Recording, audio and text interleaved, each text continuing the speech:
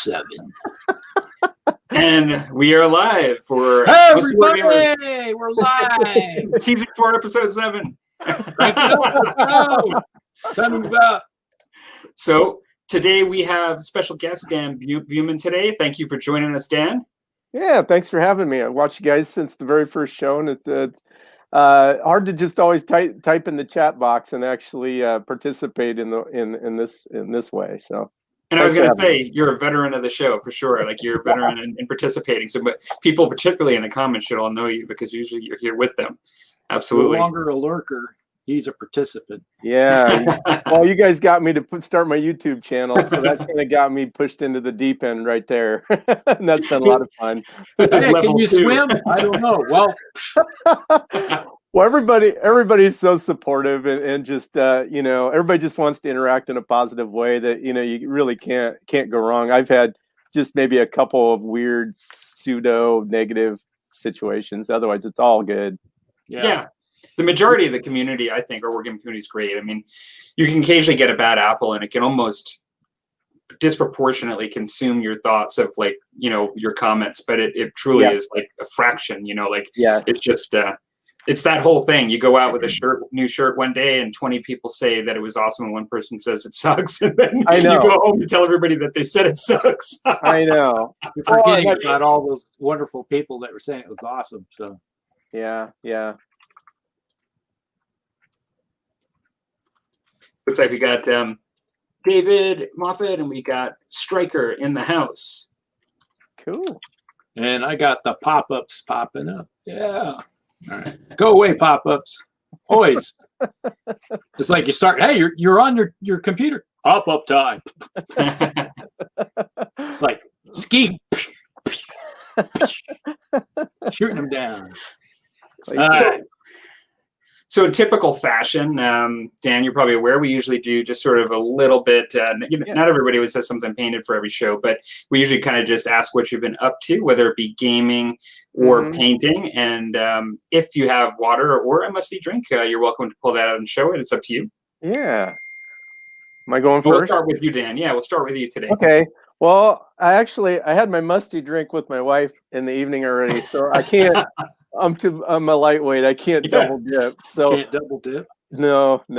But I had a Jameson and ginger. That's my drink with a slice of lime. That's as good as it gets. And you're in good form right now because you're post the drink. Yeah, exactly. But now I've got some water, tap water. Okay, that's good. Good.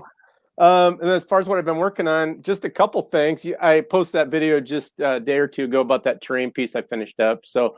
And then here's, I don't know how well the video all shows it, but here is it's a new piece of terrain, and I'm building this completely from scratch. This is foam core that I put DOS clay over and then sculpted the stones. And anyway, so it's going to be another where I'm going to put it on a terrain base, to just add some detail. Right. Made some wooden doors that'll be on it. And anyway, so that's been kind of a fun new process. I have never tried to do that. Those Total Battle Miniatures buildings I just really fell in love with, but they're also expensive. Oh yeah. And so I was looking for the past year and a half about ordering some more, and I kind of decided, gosh, that was when we were talking hundreds of dollars, and then the shipping's god awful. So I thought, well, I've been doing some looking online. There's a lot of great resources, and this one actually, there's several people that do this. So I just tried to mimic what they did, and it's been fun. I think when it's painted up, it's trying to do it in the same kind of style as my other one, so it should match in just real well. And then the roof, since it's removable, I thought I could also make a second roof for it that's thatched. That would then I could use it with my Bretonians because there's nothing on there to date it, and I don't have battle damage or. So I thought that might be an option. And then the one other thing I'm doing, I try to do every year at Christmas is I make ornaments. Oh, cool. These are just miniatures, You want to put it back on the screen?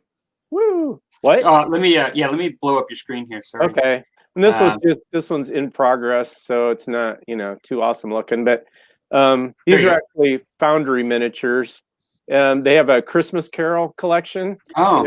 For the story Christmas Carol. Yeah. Charles Dickens. And so anyway, my one daughter's into that, so I paint those up, and each year I add to the set for her.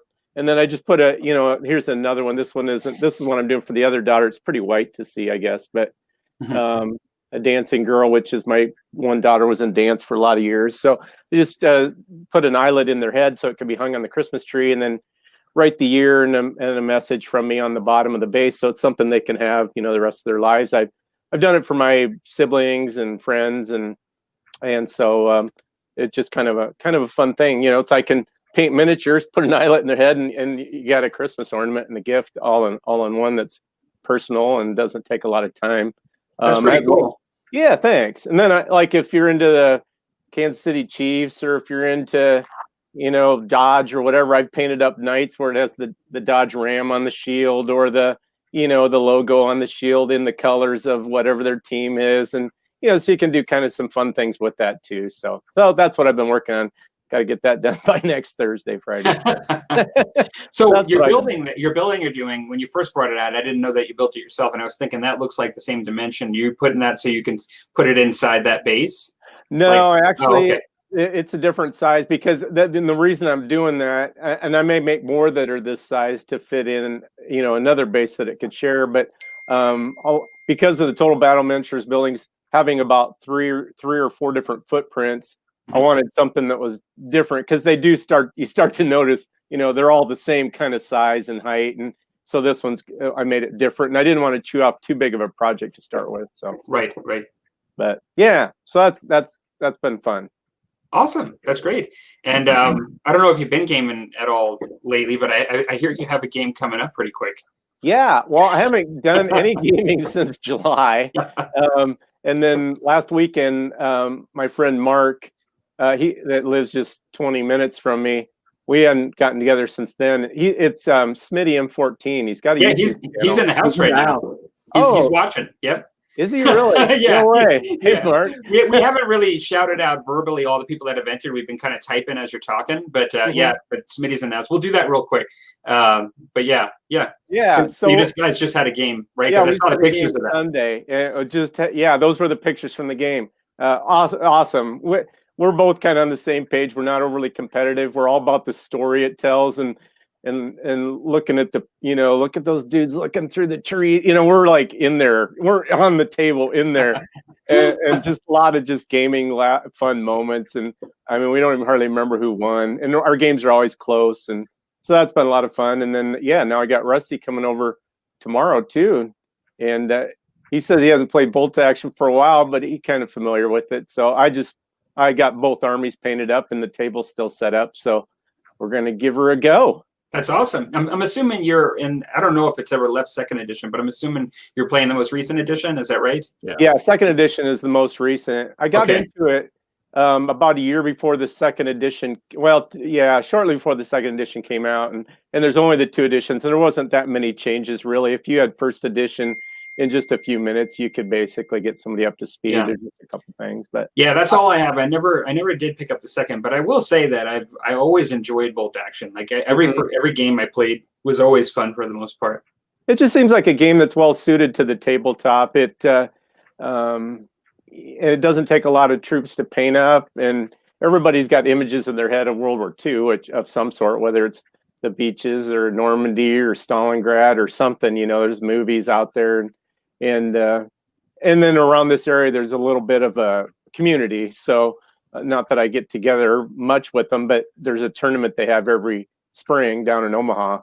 And, they'll get 20 to 40 people that'll show up to that. So you can get a bunch of games in. And so, at least, there's somebody you can play. And Mark has his own stuff painted. So, if you got somebody to play with, you're more likely to, because that was my problem before Bolt Action was I'd start painting things, but I didn't know a soul on the planet that played, and so it kind of, you'd lose your enthusiasm. I have to admit, I did sort of really relish being able to call in airstrikes as an American player. That was my first armies had the and in one game we particular played against Mark, I called in an airstrike and it got there like turn 2. And the mission was to capture or kill the commander, and he happened to be in the building that I hit, and I killed him. So turn 2, it was technically over, and but it can also blow your own stuff up too. But it was fun. The thing I loved is the mystery that you never know when you call an airstrike what plane's going to be around. And so depending on which plane is in the area, really depends on whether how much you're going to be able to deal the pain, Yeah. And I absolutely love that.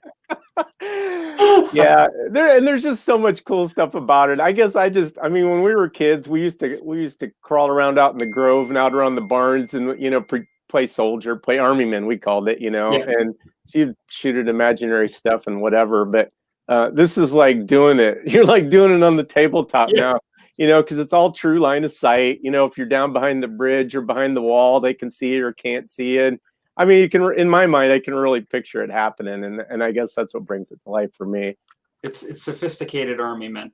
it's grown men playing with toys. There's no toys around that. So how about you, Rusty? What have you been doing as far as the painting, and how about your update? I'm gonna blow you up here. All right. Okay, let's see here.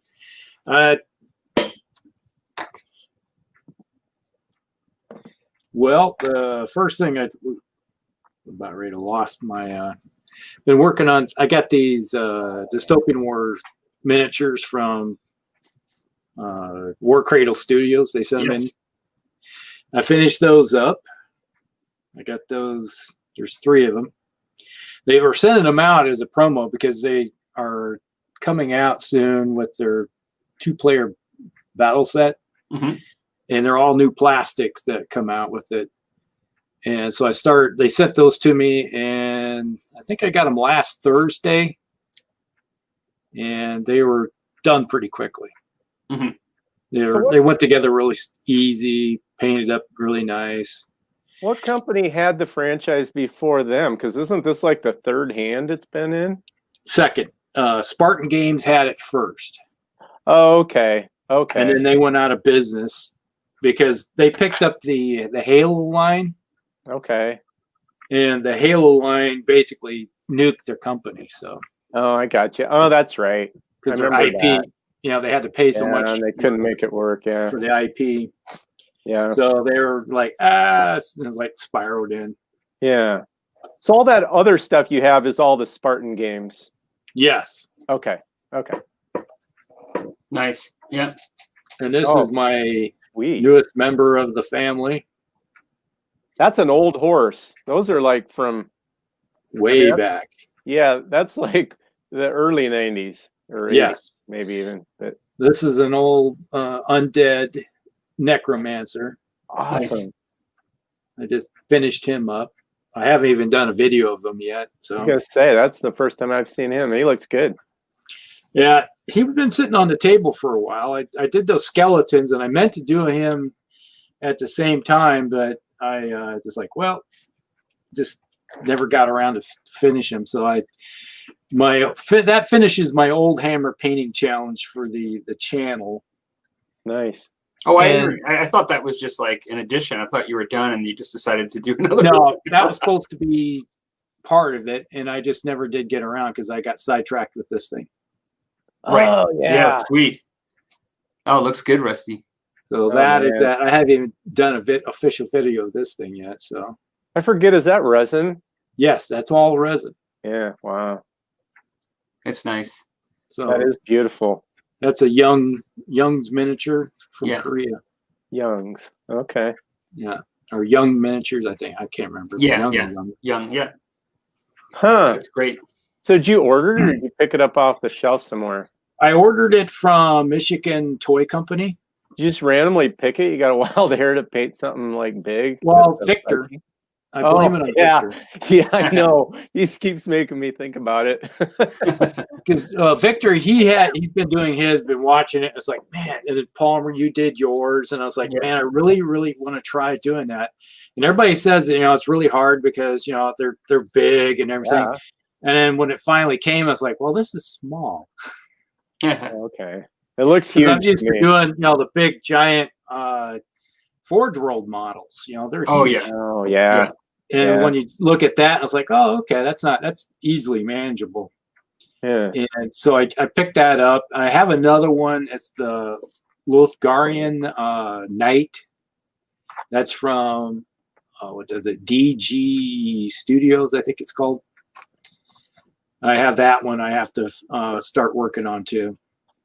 Nice. Yeah, I have the wonderful thing where they basically the Michigan Toy Company, when they order their stuff, they order it directly from the manufacturer and it comes to them and they ship it to you.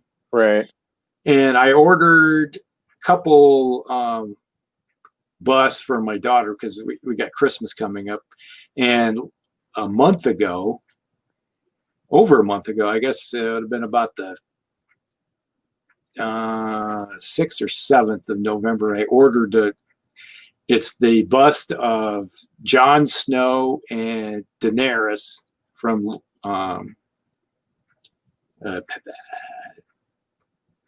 Game of Thrones. Game of Thrones. I was like, I have a brain lock. Yeah. And I ordered them, and I guess it got shipped because they ship it, and then its customs and everything is all messed up right now. Yeah. So it's like they're like, well, we are having problems. So I don't think it's going to be here before Christmas. I'll probably get it after Christmas. That's okay. You know, it is what it is. Be a belated gift. Yeah, the Christmas that keeps giving. There you go. So what you got there, Rusty? I have my musty drink is Southside Citra Blonde Ale. Nice. Dry hop, extra dry hop, and we'll put it into the massive cup of. And that is a local. That's your local one. You've gotten a lot of those, right? Yeah. Huh. Will it all fit in there? I don't think it will. Nope, that's out. Dun dun dun. Oh, there you go. Oh my God! How do you get that clean? How do you get the bottom of that clean? I got a bottle brush. It's for jelly. It's from Italian. You know? I knocked that over in 2 seconds. That's very tasty. Oh, that's awesome. I love that. It's like Christmas Story is one of my favorites, man. Whenever I can watch it, I laugh my ass off. You gotta shut your eye out. It's a classic, for sure. What are you up to then, Palmer?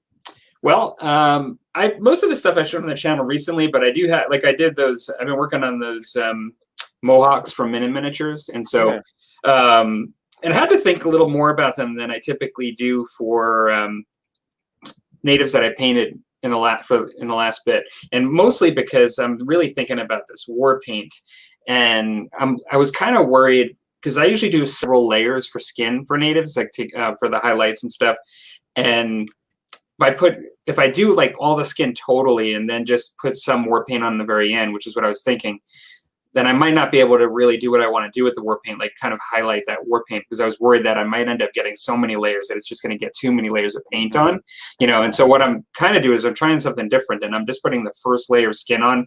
I'm blocking out all my other base paint, and I'm gonna actually put on the war paint right away, and then just do some highlights after that. And this way, I can kind of cut down on the number of highlights, if that makes sense, like in any one spot. Because I was kind of foreseeing that I was going to have that as a problem.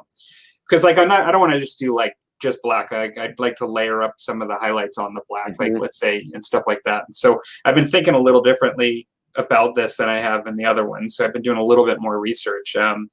But you had mentioned ornaments, and I actually, Rusty knows about this, but I did some 3D printing, and I did some dumpster fire 2020 ornaments. I've seen the ones you can buy. That's good. Yeah. So I did a bunch of those to sort of give out with people, to people and stuff. And so I've been getting my 3D printer going again. That and did something for my traditional razor. I did like a case, and so I've been kind of doing some just tinkering around with my 3D printer, but not really wargaming related. Cool. But yeah, no, I'm kind of I'm really actually been really psyched for Warhammer Fantasy lately. I think after doing some of those models that I just did, the one, I think this is almost a topic for another show, but it's just the things that bring you back to the things you like so much, how you relive your excitement. Like there's a lot of stuff like we take on that I think we don't have that, we lose interest in, and like they totally goes by the wayside. But then there's like those core games that we're able to actually get as excited as we were as the beginning by just painting a few miniatures. And that's kind of the way I was feeling after that doing like the Giant and that Shaggoth. I was all of a sudden like just thinking about Words of Beastmen and like going onto the Facebook pages and like like talking about the game and stuff like that. And so I've been kind of excited about that, and now I'm kind of doing the same thing by transitioning back to the French Indian War now and kind of getting excited about it. So what excites you the most about, like, okay, Warhammer Fantasy or the French and Indian War? Is it the painting that draws you back, or is it the excitement to actually play a game, or the collecting of it, or just kind of being in it again? Or because like for me, I get drawn back sometimes, and it's not it isn't because I'm excited to play a game necessarily. Even is that for you or not? Well, it's funny. I would say it's a little bit of everything to some degree. I think I'm oftentimes forced at times to do things that I don't want to do at that particular time to participate in the whole thing. And what I mean by that is I might be painting, there might be tons of stuff I want to paint, but I want to get some French Indian War done. And at that moment, I might not be totally jazzed. But the moment I get to a certain point in the project and I'm happy with it, I start seeing what I want to see in it. And then all of a sudden I start getting really excited about it. And unfortunately, that can be even like 3/4 of the way through sometimes. And then from that point, I feel like I'm not a big rules person. Like on our show, like Rusty, I would say, is much more likely to be interested in reading rules to read rules, like, from talking with him, like where for me, the rules are usually more a means to experience the whole thing. And I might really love certain rule sets, but I don't like to go out and read rule sets just to read rule sets. And so sometimes I'll start reading the rule set, and then once I start doing it, it's just like the painting 3/4 of the way through. Now I'm like really excited about the rule set. But without blabbering on too much, what I would just say is what really excites me mostly is just sort of envisioning myself in the genre. Like, whether it be Warhammer Fantasy or whether it be the history, like getting immersed to the point where you feel like you're just in touch with all of this stuff, whether it be all of the history or whether it be all of the background and history of, like, let's say a game as old as Warhammer Fantasy, and so on both of those, I just get kind of sucked into it at a certain point. And then I just really love it again, like all over again. Yeah, I can relate to that. That's me too. It's a good way to focus too, though, as far as not getting too spread thin, I think. One thing I'll show my Musty drink today, which I've never had this before, but it's called Troubled Monk. It's a tall beer, and it's got a really cool can. Juicy Gossip, New England IPA. And the thing, I thought this might come out of the US because it said New England IPA, but when I looked at it, it's actually out of Red Deer, Alberta. So it's actually midway between Edmonton and Calgary, two hockey towns in Alberta. And so I love IPAs, so I thought I'd just pick this up, have this on the Musty show. I've never had it before, so it'll be a new experience. So you guys are adventurous. See, I just drink my one drink, and that's you guys always have some new thing. Gotta live life, man. Oh man, when I get down and I sit and relax, I want to know what I'm in for. Well, it's funny you say that, because when it comes to beer, my wife would be the type to go out and buy me a 12-pack of something I've never had, like a company I've never had, of like 4 different beers in it. And sometimes there's some real duds in there. Like I can get I'll just throw it out there, like some sort of apricot beer or something that I just have, and I'm like, this is just not for me, this particular one, like a fruit beer or something, and it's just not for me. But I've come across some great ones that have been my favorites only because of her, like because she would go out and get something that I normally wouldn't have got, which is kind of cool. So sometimes I enjoy them. Yeah. It's got a nice color. Oh, that looks nice. Yeah. I say, Dan, the next time you come over and you want a beer, we go to my beer fridge. You have a beer fridge.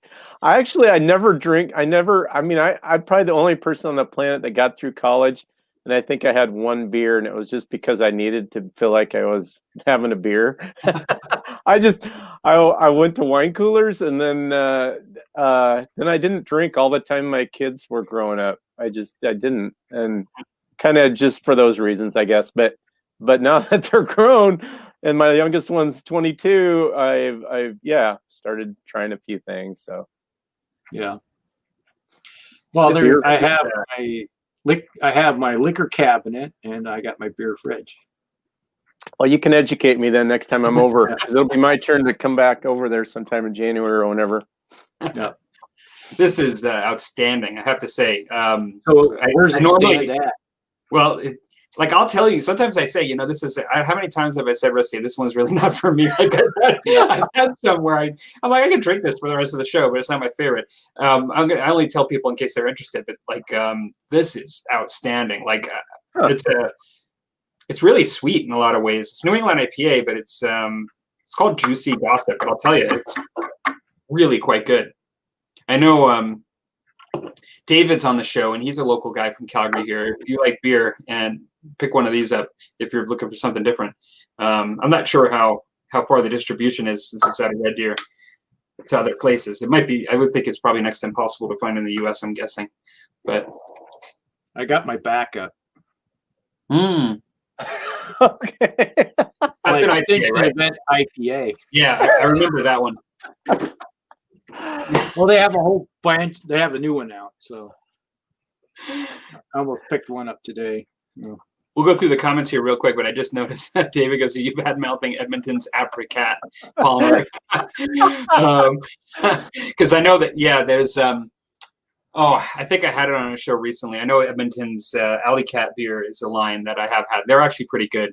I actually think that one was pretty decent, David. I'm not actually that big on fruit beer, like in general. Like I do occasionally like one. I'm not totally closed-minded, but I'm not generally. It's not generally my thing. It's like you have Todd's comment. It's funny. Dan went through college without beer or coffee. It's like, oh, he went through college. It's like, Yeah, I didn't have any coffee either. I don't drink coffee, so. But Yeah, I missed a lot of the fun years, I suppose, that you're supposed to have. I was on the rugby team, so we drank a lot of beer. Okay. Yeah, it was just the way it was. Well, Like lots of hard partying. I'll quickly go down the list for everyone, of everybody that's joined since the beginning. But we've got David Moffat, we've got Stryker, we've got Sean Bulger, and we've got let's see here, we've got Smitty, Mark, we have Brad, Lord Draconum, let's see, and we've got Rob the Wardrobe, and I think that's it. I think that's everybody, but I should say that's it. That's a really good amount of people. And of course, we've got Dan in the house because he's usually in the comments, but he's I don't miss very often unless I'm working or something. So a lot of folks are talking about just kind of what they're up to each other in the beginning. I just want to see. Stryker says, I'm kind of skipping through. He says, I'm good. I've got some epic Space Marines that he's doing for Battletech Infantry. I actually picked that one out because I was looking for a drink. Jeez. Here we go. Said he had a bunch of spare Space Marines. Let's see here. I had a bunch of spare Space Marines, so I put them on bases and we'll use them for cannon fodder in Battletech. Yeah, Mel and I are thinking about starting up a new campaign locally to play Battletech, playing as mercenaries and having a campaign. So Really? it's been a while since we've done it. Well, that's cool. So basically how we set it up is that everybody has a lance, because you're like your commander, lance commander. You basically have your small little force, and you may have enough funds to maybe have a squad or a platoon of infantry to go with it. And you have all the players in it all combined together to form a company. So basically what you do is you rotate who's the op for, who's the commanding and the running the mercenaries. So you rotate around. So you're not always playing the bad guys or the good guys. Interesting. So I'm going through the comments here, and I think I put my foot in the mouth and I called the wardrobe Rob when his name is Todd. It's Todd. Hey, Todd. So you said he's drinking water again. Hot water. He's got a great channel too. I love his stuff. Okay, so he's also went through college with no beer and no coffee. And here we go with David says, are you bad-mouthing Edmonton's apricot? Just to follow up on that, he says he's going to ask his wife to keep his eye out for the one I'm drinking. Let's see here. Todd asks, Rusty, how's the new Battletech minis coming along? I'm mainly asking to make everyone drink. Yeah.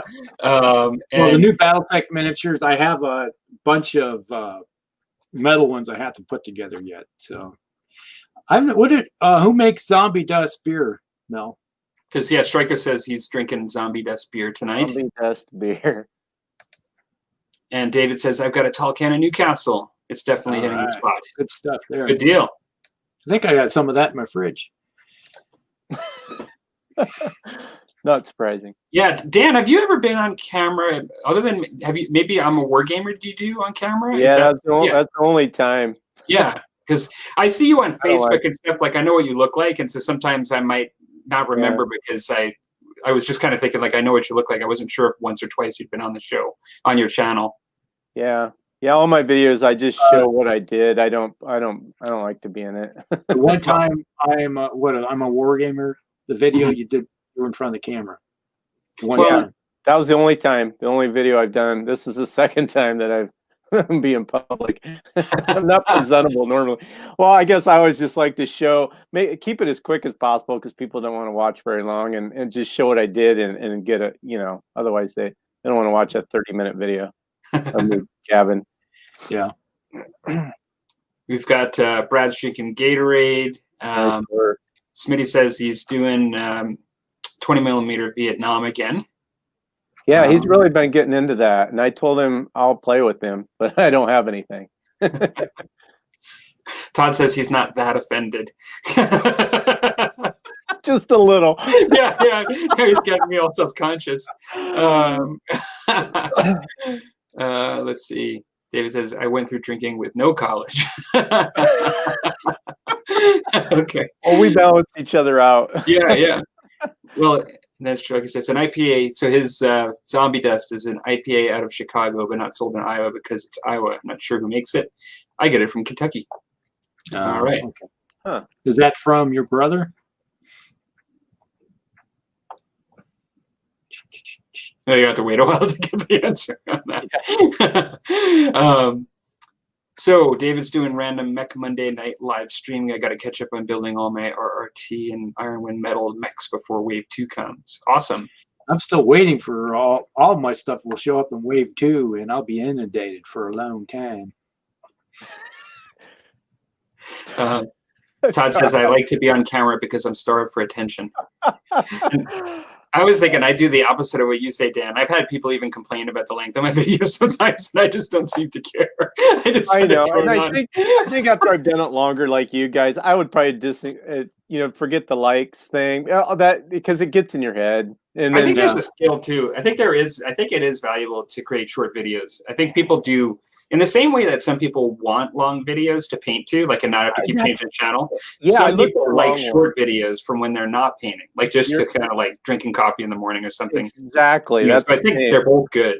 Yeah, they are. They both have their place, but yeah. All right. Well, I think we're getting to the bottom here. We've got a couple more comments here. He's, I think, just referring to the discussion Mel's saying there.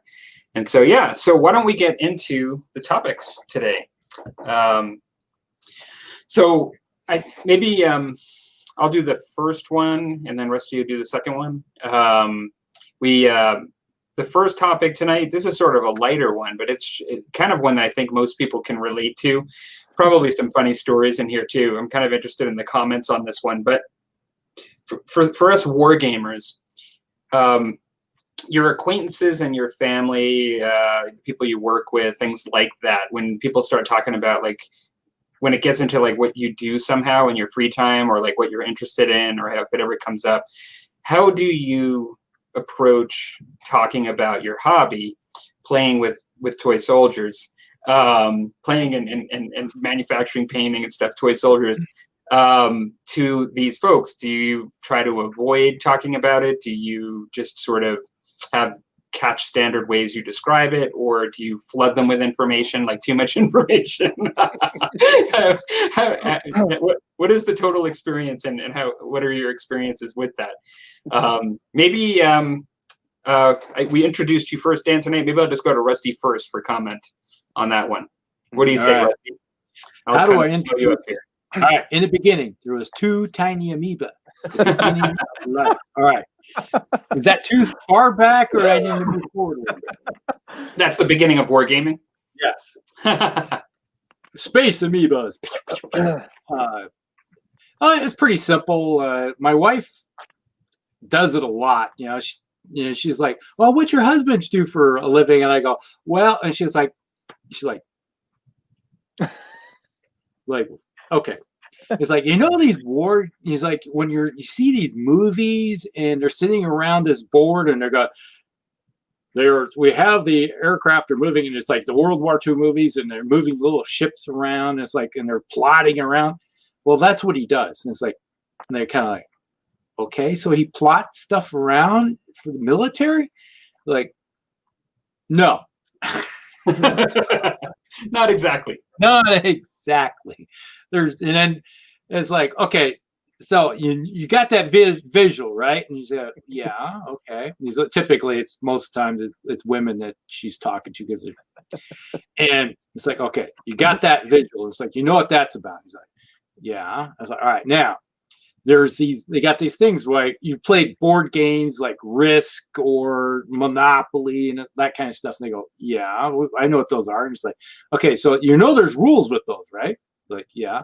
Well, what I do has rules with them, and we move stuff around. We got little tanks, or maybe a little aircraft, or little ships, and there's rules that tell us how we're supposed to do that. And they go, okay. And it's like, and then you go, all right, here's my phone. I go, start flipping through the pictures, and they go, oh, it's like, how big are those? Well, they're about that big to about that big. You go, oh, so you have to explain to them, and then you get it. No. Now, when it comes to my family, it's like everybody in my family, even my cousins and stuff, most of them play. So it's like, that's not a big issue.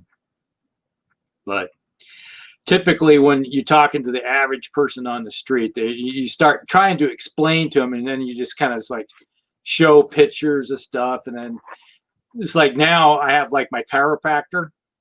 I go to him every couple of weeks or once a month, and he asks me, he's like, "What are you working on now? What are you painting?" And it's like even the receptionist now starts asking me, "Well, what are you working on now?" It's like, and so they want to know. So they want to see the pictures of everything. So it's like you get them, they kind of like, "Oh, that is so cool," or so now they get it. But it takes a long time to find figure it out. So you don't really hold back too much if the receptionist at your medical appointment knows about it. Yeah. Like that kind of took me back a little bit there, Rusty.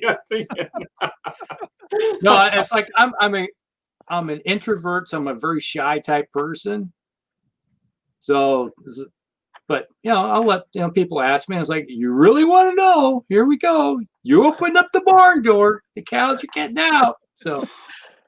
But do you volunteer information? That's not necessarily. They have to ask. It's like, I say, I used to be in the military. Okay, I've done all these different types of stuff, and they understand that aspect of it. And I say, now I'm just applying the same. So I take a big tank and I'll shrink it down to about that big.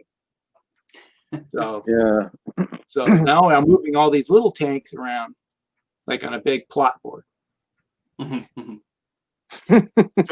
So how about yourself, Dan? How would you respond from your perspective? Well, I just remember, of course, I grew up where there weren't hobby shops, and then if you go into the internet time, that was probably more difficult. I didn't bring up that I kind of started by building plastic model kits. And so like, even though I hadn't actually played games, people wondered what I did. And I said, well, I build these kits and then, paint miniatures. But a lot of people at least knew kind of what the plastic kits were. I mean, a lot of guys in my area, at least, back then, especially, grew up building some sort of plastic, whether cars or tanks or ships or whatever.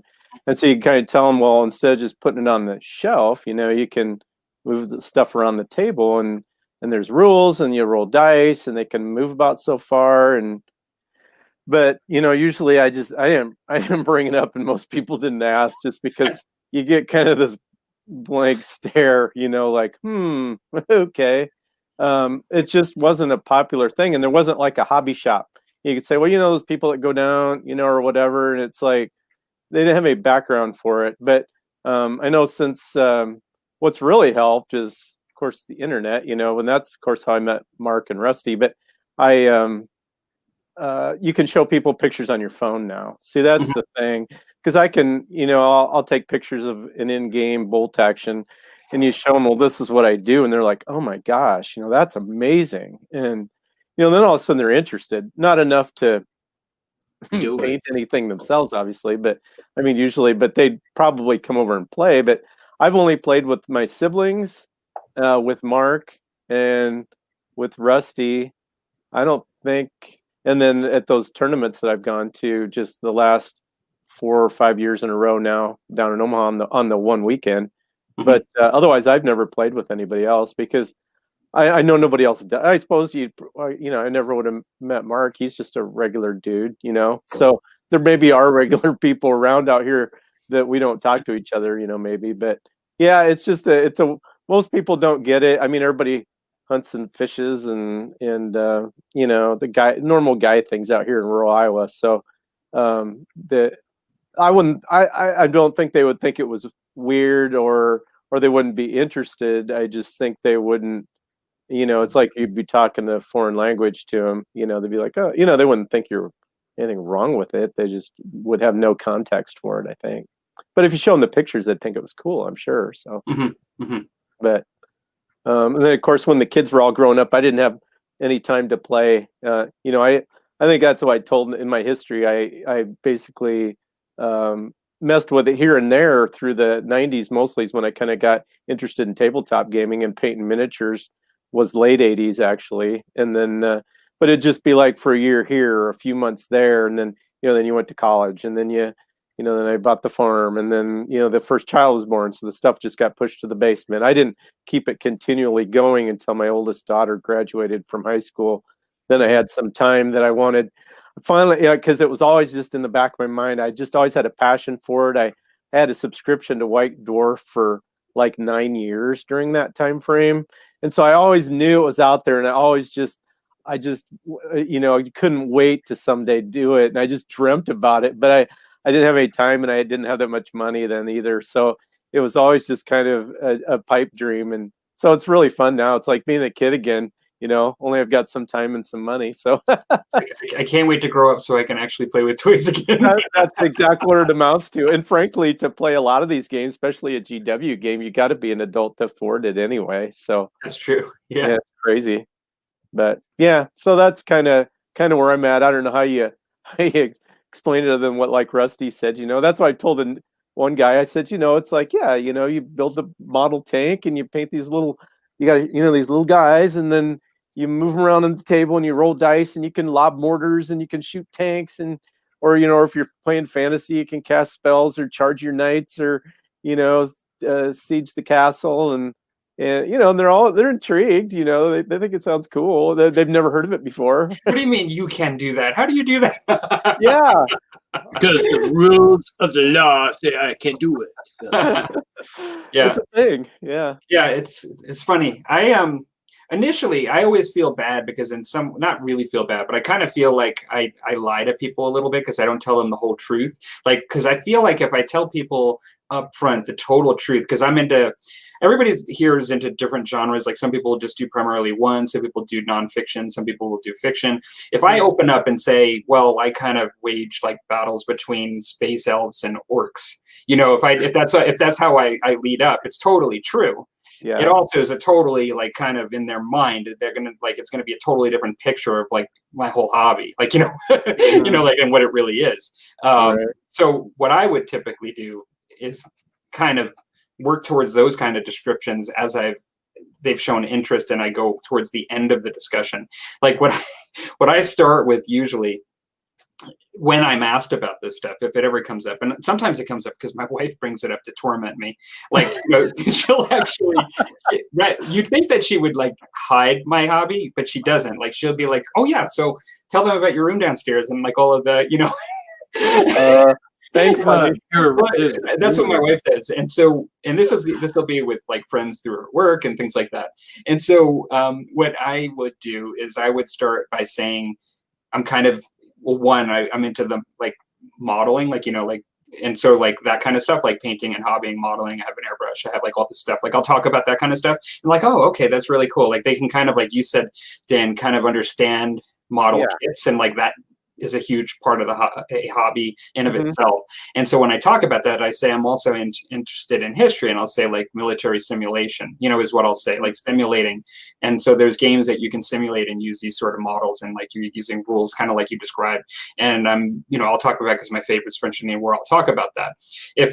Because so many people are into things like Star Wars and Marvel and stuff like that, like when that kind of stuff comes out quick from people, then I can talk about it from that perspective, and like talk about, I'm also into some of the fictional stuff too, like in the same way, like exact same thing, but just that it's fictional. And so I can kind of bleed into that. Now, when I say the lying piece, is like I kind of started with the Warhammer 40K. And so that really, in some ways, and even though I don't play it anymore, I mean, still do the fantasy stuff, but that could be, to myself, I'm like, well, why am I not bringing that up right away? And it's definitely because people just aren't prepared for it.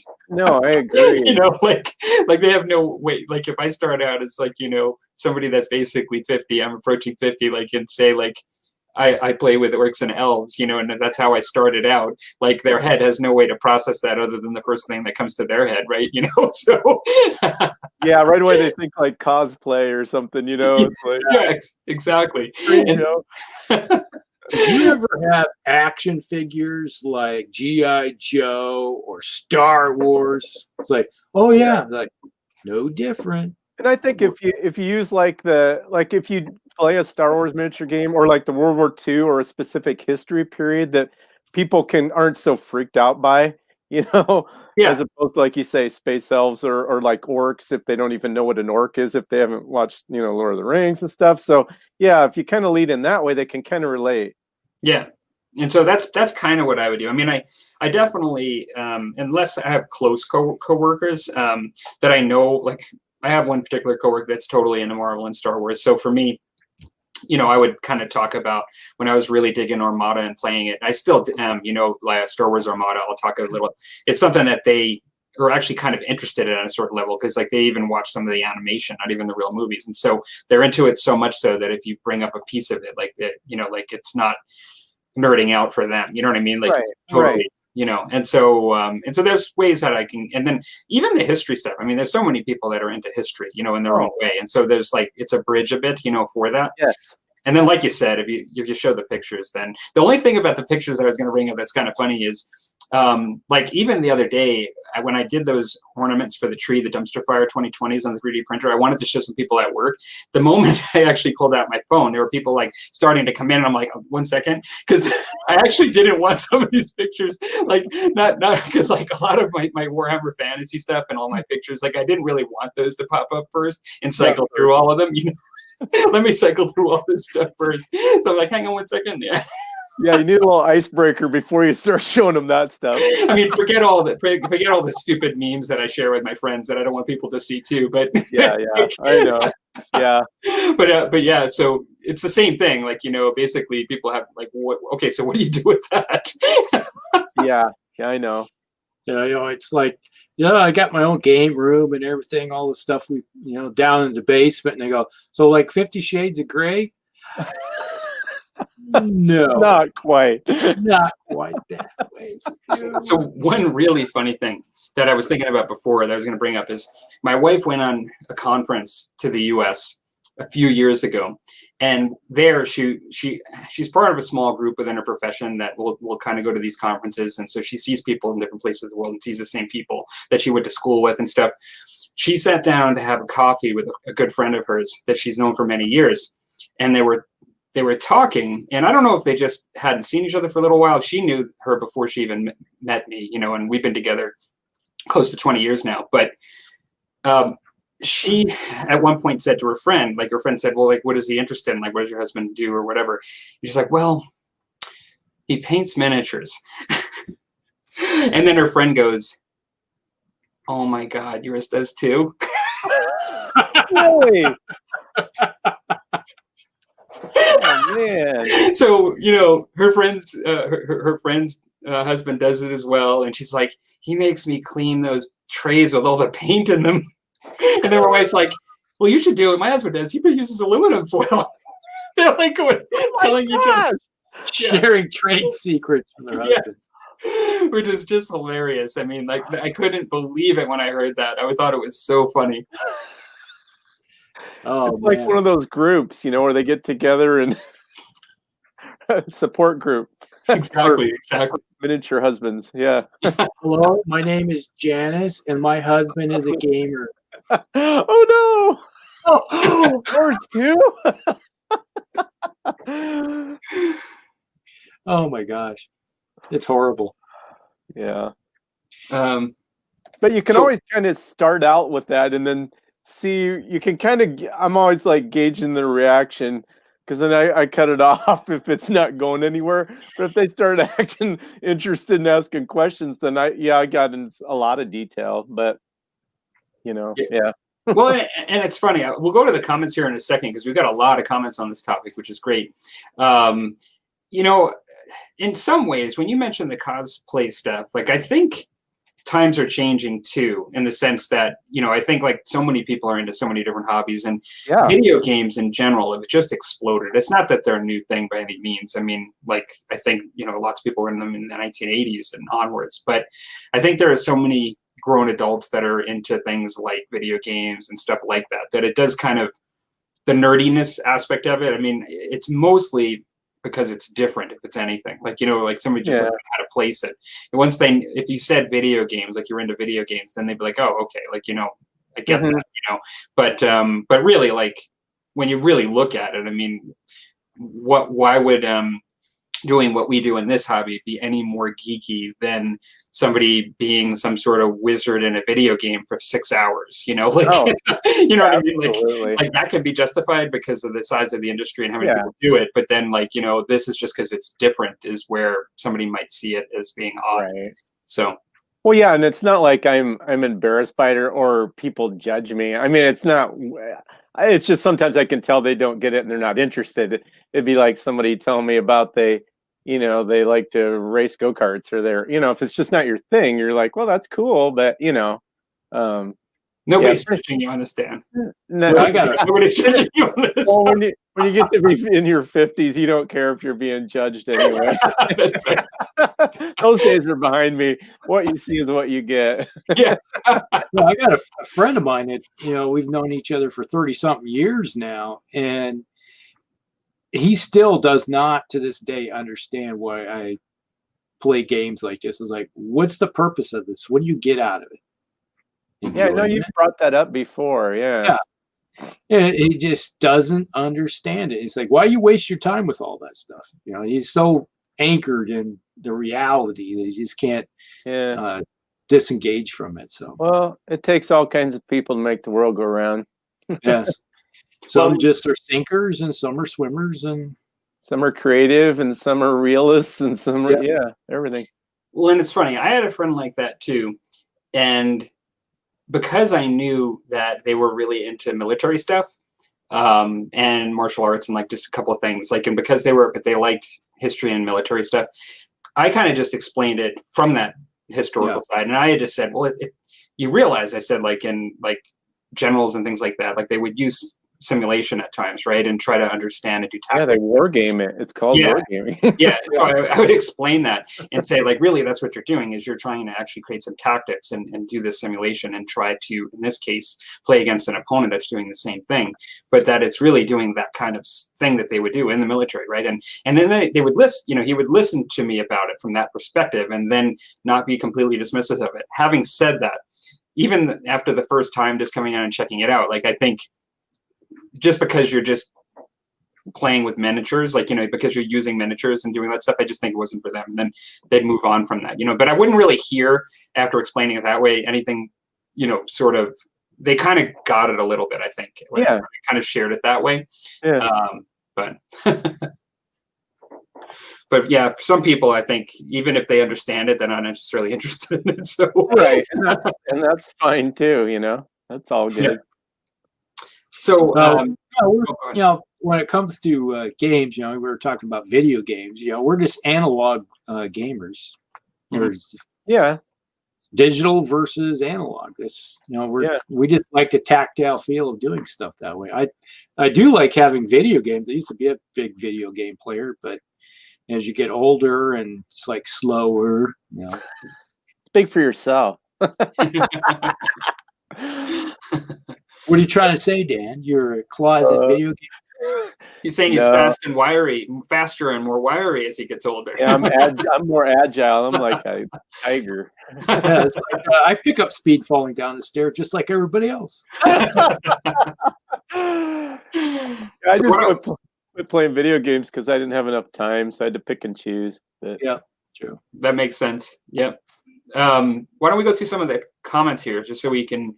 Otherwise, I don't think we'll ever get through them because there's actually quite a bit. We've got Todd says that a mix of both is good. I think he's what we're talking about at the start of the topic. He says not very many of my coworkers' family know about it. So referring to the hobby. Mel says, I try to give a synopsis. And Todd says, when I do, I say I'm recreating World War II battles with board games and miniatures, you know, like Army Men, but painted with cool terrain and rules. Okay, that's actually a pretty good description. That's pretty much it. Mel says, I try to feel out which way they were thinking, as a war game or as a hobby collecting sort of thing. Yeah. David says, I feel like everyone in Calgary has some idea of our hobby because of the GW store in Chinook.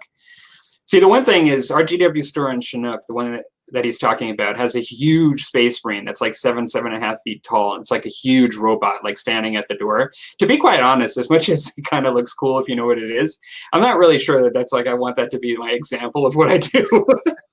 Because it's sort of like, you know, it could be like a huge toy soldier too, right? You know, it's just gigantic space marine. But it's true. Like most people, I think he's right. Like most people know, there's also one in Edmonton too. Most people know Warhammer and GW in these two cities because of the presence in the major malls of having a GW store. Yeah, no, it's interesting. I don't know that if people don't go in there and they just see it and then see people like kind of painting and playing games inside, I'm not sure that they really truly know what it is. In some ways, like I think everybody would probably walk away from that with a different idea of what's going on. but they would have some awareness, at least, that it's out there, I guess. Board gaming, like so Brad's also in Calgary, and he mentions the Century Box, which is I would consider my local gaming store. Board gaming, I think, has really opened up exposure to tabletop gaming in some ways, because not only because it's more and more there's miniatures in it, but in miniature-based board games, but like a place like the Century Box, there's a ton of people that come through there for board games, and then they see all other aspects of like kind of gaming hobbies, right? By seeing that. So see, you live in a city. Out here, everybody thinks a board game is Chutes and Ladders, and I'm like, because they're like, "What are you playing with your brothers when you get together?" And I tell them, and they're like, "You do that all day?" And I said, "Yeah, it's got like an 80-page rule book, and it's." Oh my! You know, they're thinking we're playing Monopoly or something. You're the top hat of the iron. Yeah, the thimble. I was always the thimble. So Rob's in the house. He He goes, when I would go to the GW in my city, my friends would say I was going to the little gang store. He's gonna need to have to elaborate on that. It's funny with no background even. Yeah. So Todd says that's a great point. Show some table pics. I'm gonna go play with my little army men. Rob's asked a question for you guys. He says, "Don't they build baseball fields in Iowa?" It's like we got so many ghosts coming out of the cornfields. It's scary. I've never seen anything in the cornfields that I didn't know was there. Mark says, "Normal dude. He's a normal dude." Yeah, I told you he was a normal dude.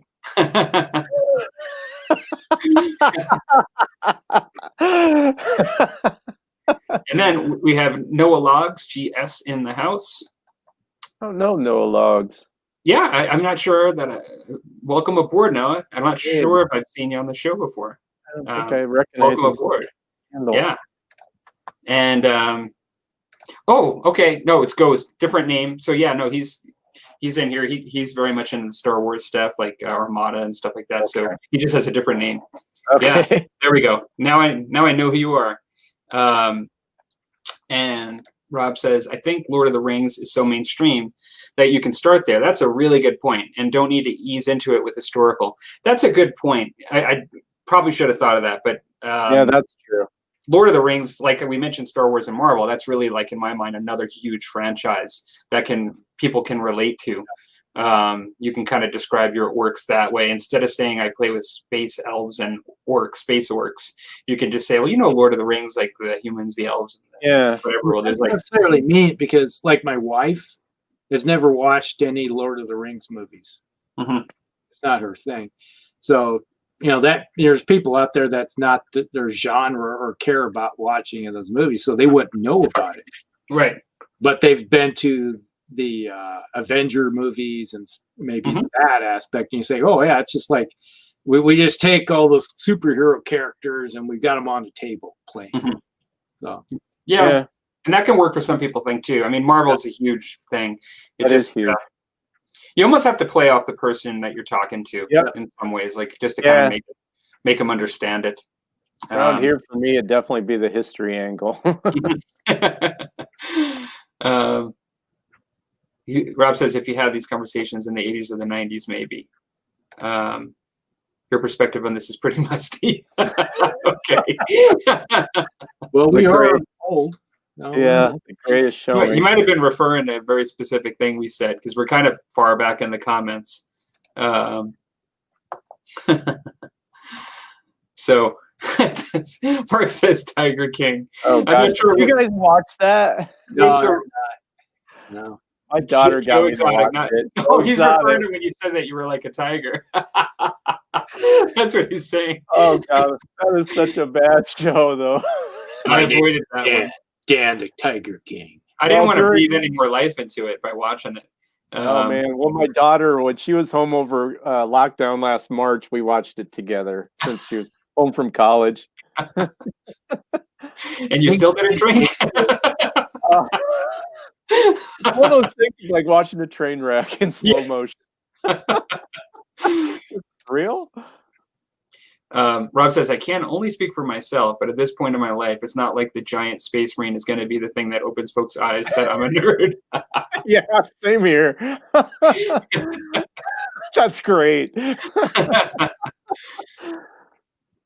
To be honest, Dan, Monopoly can take 8 hours as well. It's just not any fun.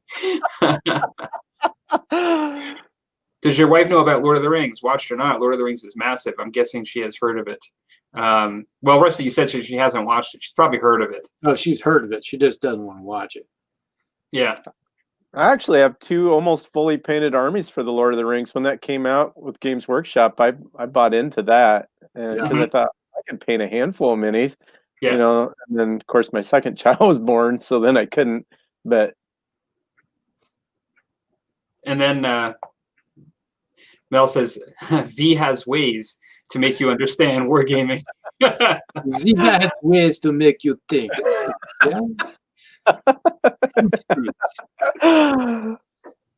Yeah.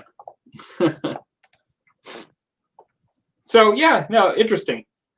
I think there are a lot of common themes there. I don't think any of us really. I mean, for those of us in particular that are putting ourselves up on YouTube, we obviously don't care too much that we're seeing with this stuff. No. But it is interesting in trying to explain something. If people are, it's interesting to have an approach. I think it's more about what I've kind of, because I don't really think about this too often, to be honest. I thought it was a cool topic for tonight, but now being forced to sort of think about this a bit more, what I'm kind of convinced more of is that if somebody wants to know about it, you almost have to just kind of tailor it to them, and then kind of just based on their interest level, you'll kind of determine how much you're going to say. Right. Right. Or what their background is, if they're into Lord of the Rings or they've watched Star Wars, or, I mean, there's a lot. Yeah. You have to know the angle and if they're interested. Yeah, exactly. Yeah, I don't think this would be, like there are folks that, like, we talk about the railroad hobby and we talk about modeling. We know people that do kit modeling and all this stuff that's just really big. And there's a lot of crossover with our channels and other people's channels that do that. Yeah. But then, I don't know if you guys ever saw the movie Hereditary, the horror movie, but the only reason I bring it up is there are some people that are really heavily into dioramas that have like nothing necessarily to do with trains or just cars, but like they like to create scenes of like a house and people playing in the street, and it's all about creating something that just is in miniature that looks really realistic. Like, and they're heavy modelers, right? And the way they do stuff. Hereditary has a main character in the story, and it's not necessarily a main thrust of the story, but it just so happens that for a living, she makes and gets paid to do these miniature scenes, like, and so she's like in a room with tweezers and like the same kind of thing I have with the miniatures, like trying to make like a scene, and make it extremely realistic. And, I think most people would probably look at that and say, oh, that's interesting. Like that's just kind of odd, kind of interesting, and in some ways, like, I think there have been some on the news and I've seen on the net and maybe even on YouTube, like there were some guys that, there was one guy that he like would make like a townscape, and he literally would shoot it outside because of the natural sunlight. And then at one point when you look at this, like from his shot, it looks like you're looking at real life. Like he's taking it looks like he's taking a picture of a real town. Mm-hmm. But then he'll take another picture of his face, like behind the table, like where the shot is. And like the whole perspective is thrown off, and you're like, it makes it even look better because you're like, holy crap. Like that's not like a town. Like that's this guy's face and his model, and I think there's been enough stuff like that coming out and little things here and there that people are getting more and more exposed to this kind of stuff all the time. Yeah, I would agree with that. There's even some awesome just YouTube channels that all they do is diorama building. I've learned some nice tips from that because, like you said, there's a lot of crossover between that and the model railroad people, of course, and the kit building model. Even just like the car kit builder channel. I subscribe to some of those. You can learn a lot of stuff. Oh yeah, for sure. Yeah, it's pretty mainstream. Part of it's because of YouTube and even out here in the sticks and rural Iowa, I think people have gotten, people are more exposed than they were 30 years ago, more accepting and open a little bit. So for sure. Well, maybe we have only a couple more comments, and maybe we'll do unless you guys have another aspect of this you want to talk about, we could move on to the next topic. We can move on. Got it. So, Rob says, yeah, I agree that, for sure, tailor to your audience. David says, this is why my wife keeps wanting to get us to watch Hereditary. If you guys like horror, it's an amazing, amazing film, like best of for that year, as far as I'm concerned. There's Beetlejuice you could reference. Mark says, looking at model dioramas people did got me interested in wargaming. I thought that they looked cool, but I wanted to play with them too. Exactly. It's another function of it. Yeah. So cool. Well, I think Rusty was going to open on this one because this was kind of a subject that was his sort of idea. So I think he was going to open with it. Yeah, we have, it's like command and control war games. Are they necessary, or there's different parts of them that can change an aspect of in a game or not? Dan and I've played a game that had some good command and control in it. changed how the game works. And was it necessary to have in a game or not? That's the big question. Is there's games out there that doesn't have any command and control, and there's some that do. Just what your thoughts on it? So Rusty, for those that don't have like their teeth sunk into exactly what you mean by command and control, because I think that's a description of many things that do a thing. Like, give a couple of examples of what you think makes a game have command and control, like, or what you think that is in the context of tabletop gaming, just so people can kind of understand. Basically, command and control is, let's say you have a general. Let's just say Napoleon, for example. Napoleonic games typically have good command and control systems built into them, because you have your general, and it's typically in your ancients to medieval to black powder style games that are going to have some type of command and control aspect to it. Mm-hmm. And it's like, all right, say I'm Napoleon, and I'm out there, and it's like, General Palmer, I need you. You're over there, and each one of us is got our own little battalion or division controlling or whatever.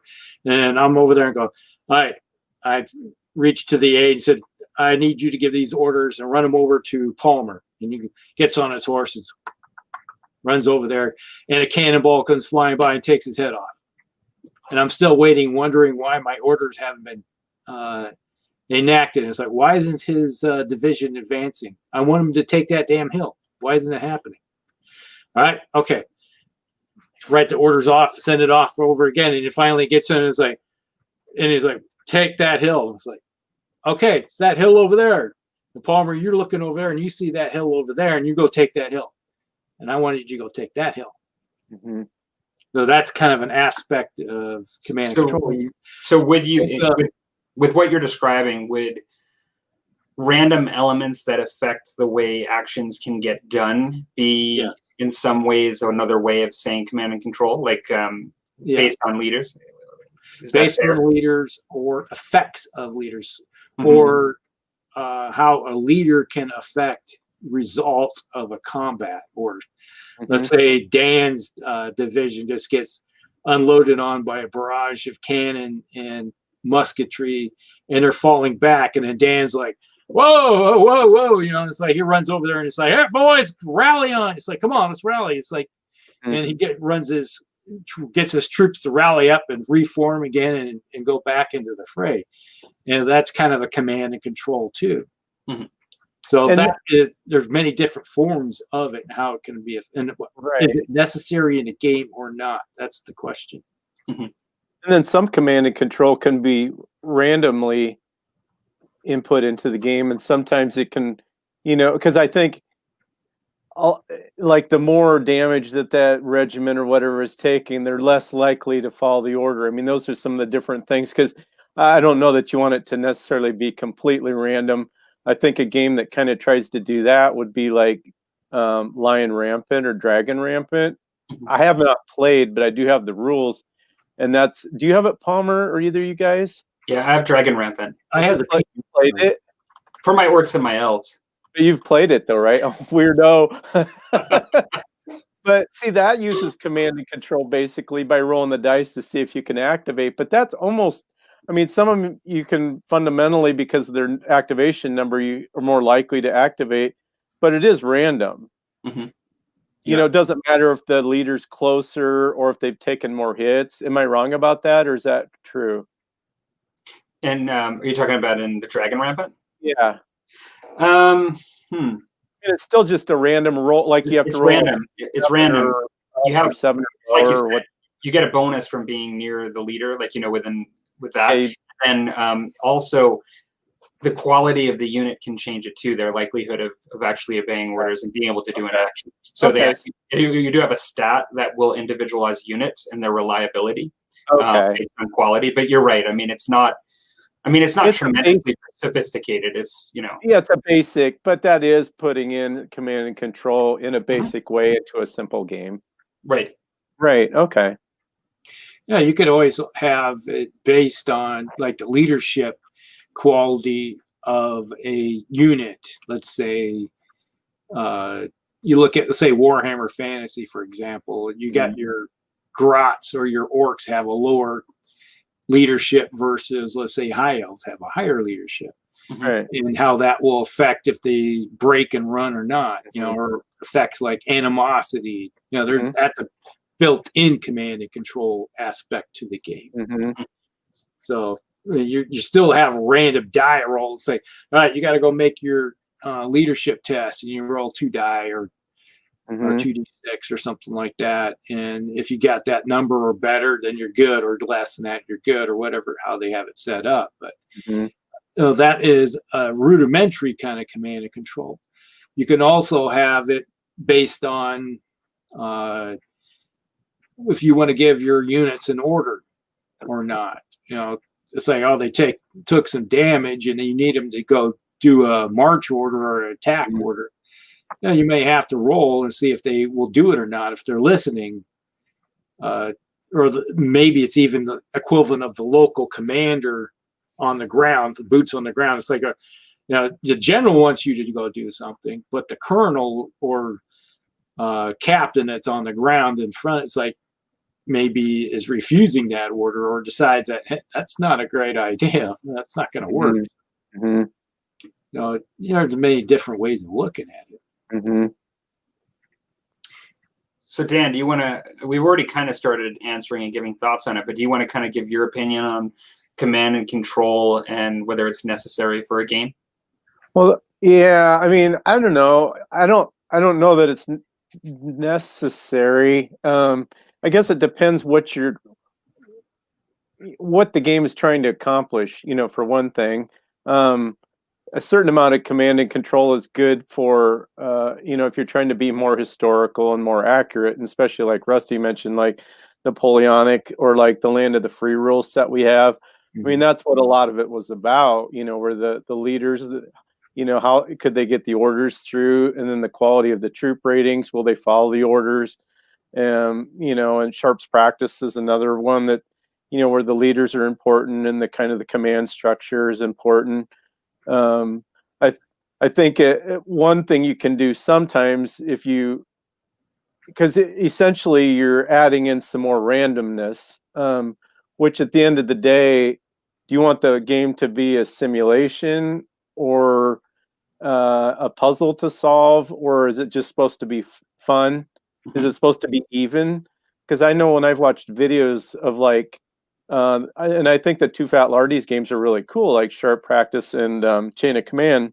But I've also watched a fair amount of videos for both of those games where it got really lopsided because they weren't getting the cards or the chips drawn to activate their dudes the way they should. But then you take a game like Muskets and Tomahawks, and basically you go through that entire deck, right? You don't know the order you're going to activate. So that gives it some of that, fog of war, some of that where you don't have complete control over your troops. I mean, those are the kind of games you play like when you're first getting introduced to gaming, I think, is where, I move all of my guys, you do movement phase, all of them move, then all of them shoot, and you really have control over it. And that can be a lot of fun too. And maybe that's even all you need. But I think at times that certain amount of then trying to deal with it is sort of like, it's like you get up in the morning and you plan your day, and it's like, all of a sudden, your car didn't start, or it's snowing, or they didn't forecast this, or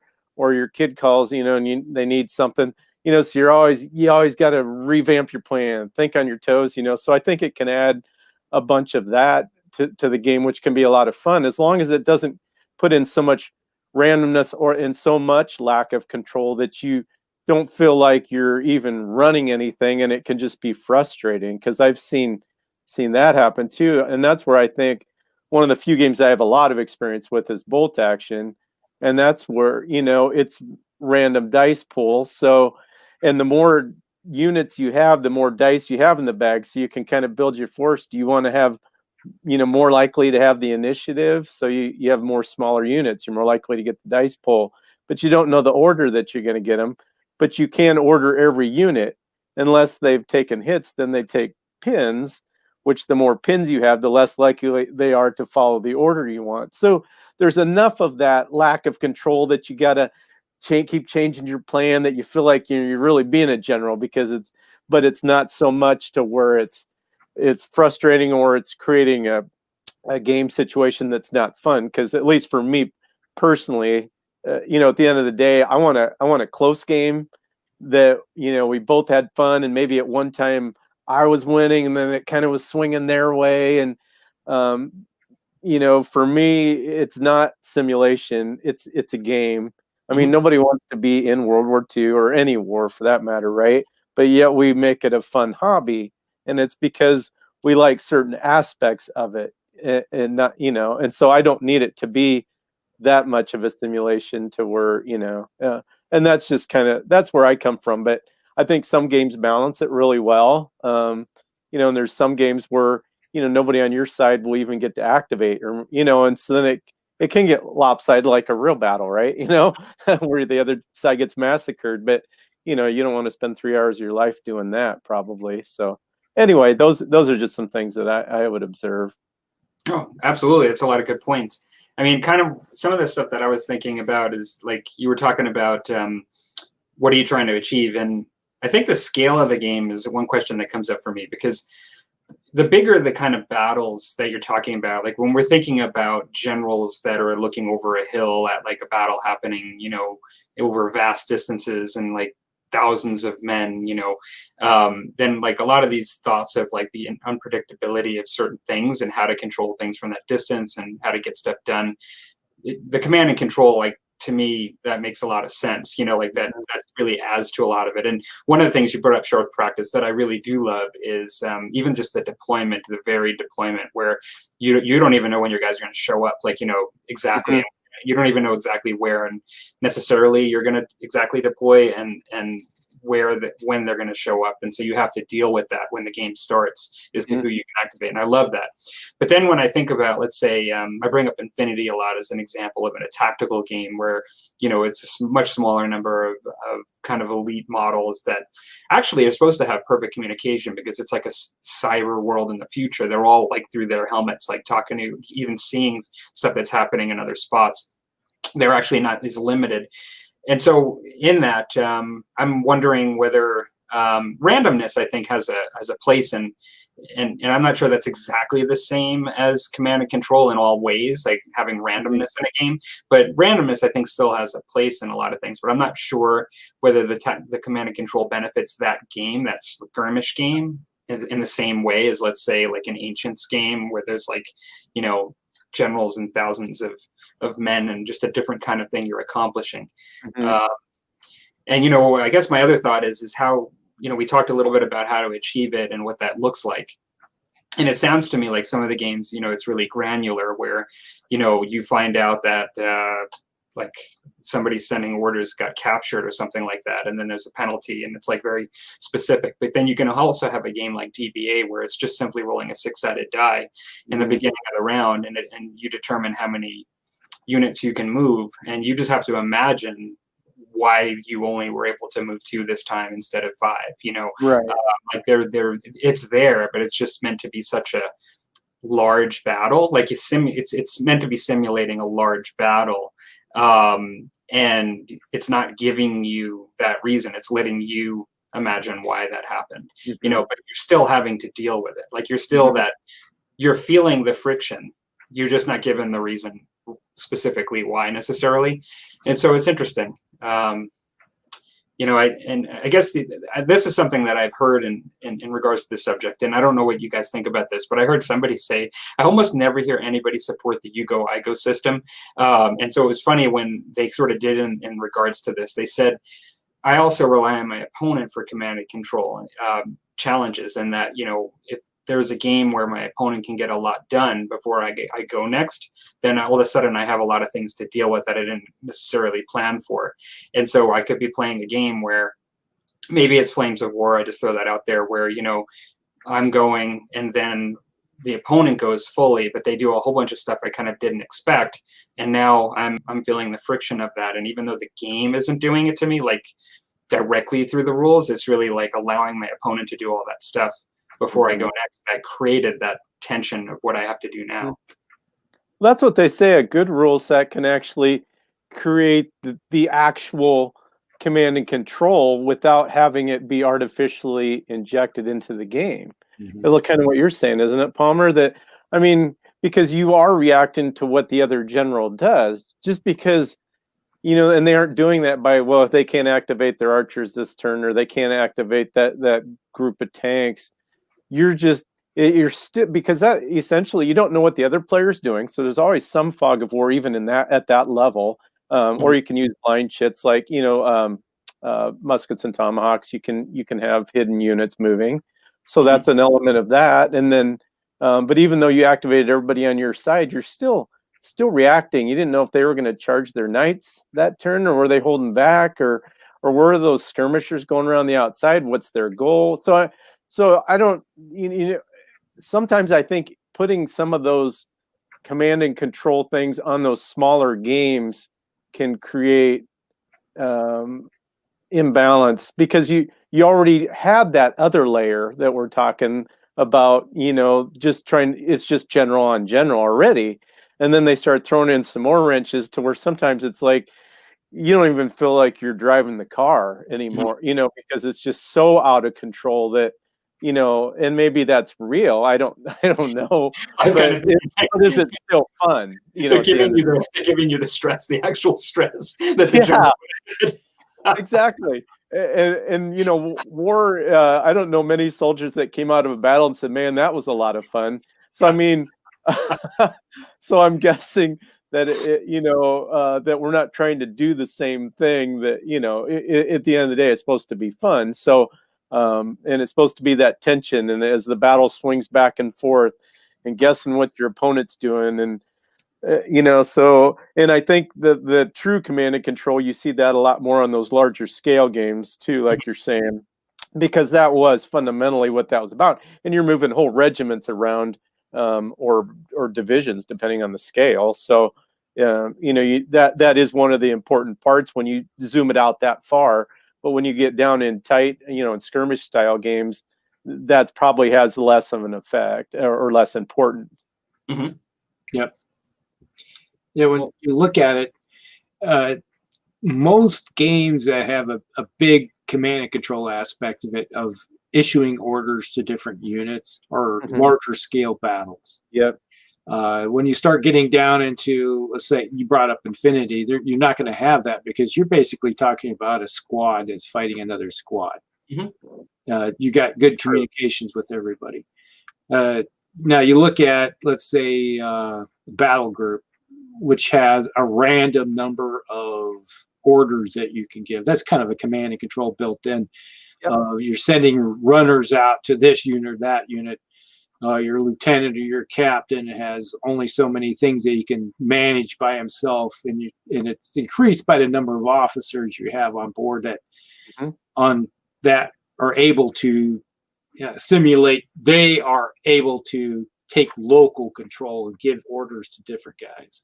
I think Battle Group does a wonderful job of that. I have not played, but I've watched tons of videos, and that just intrigues me to no end. If I was gaming on that scale, I'd do that game. That small element of command and control really gets done what I think they want to get done, and it adds that element of having to make those tough choices and the unknown, but it doesn't throw the game out of balance. I like it.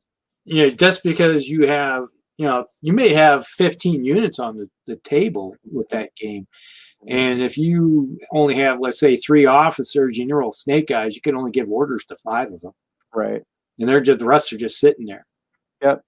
And so that's like, okay, your runners didn't get over there, or your lieutenants or whatever, your NCOs are not getting the job done. That kind of simulates that they are kind of locked down.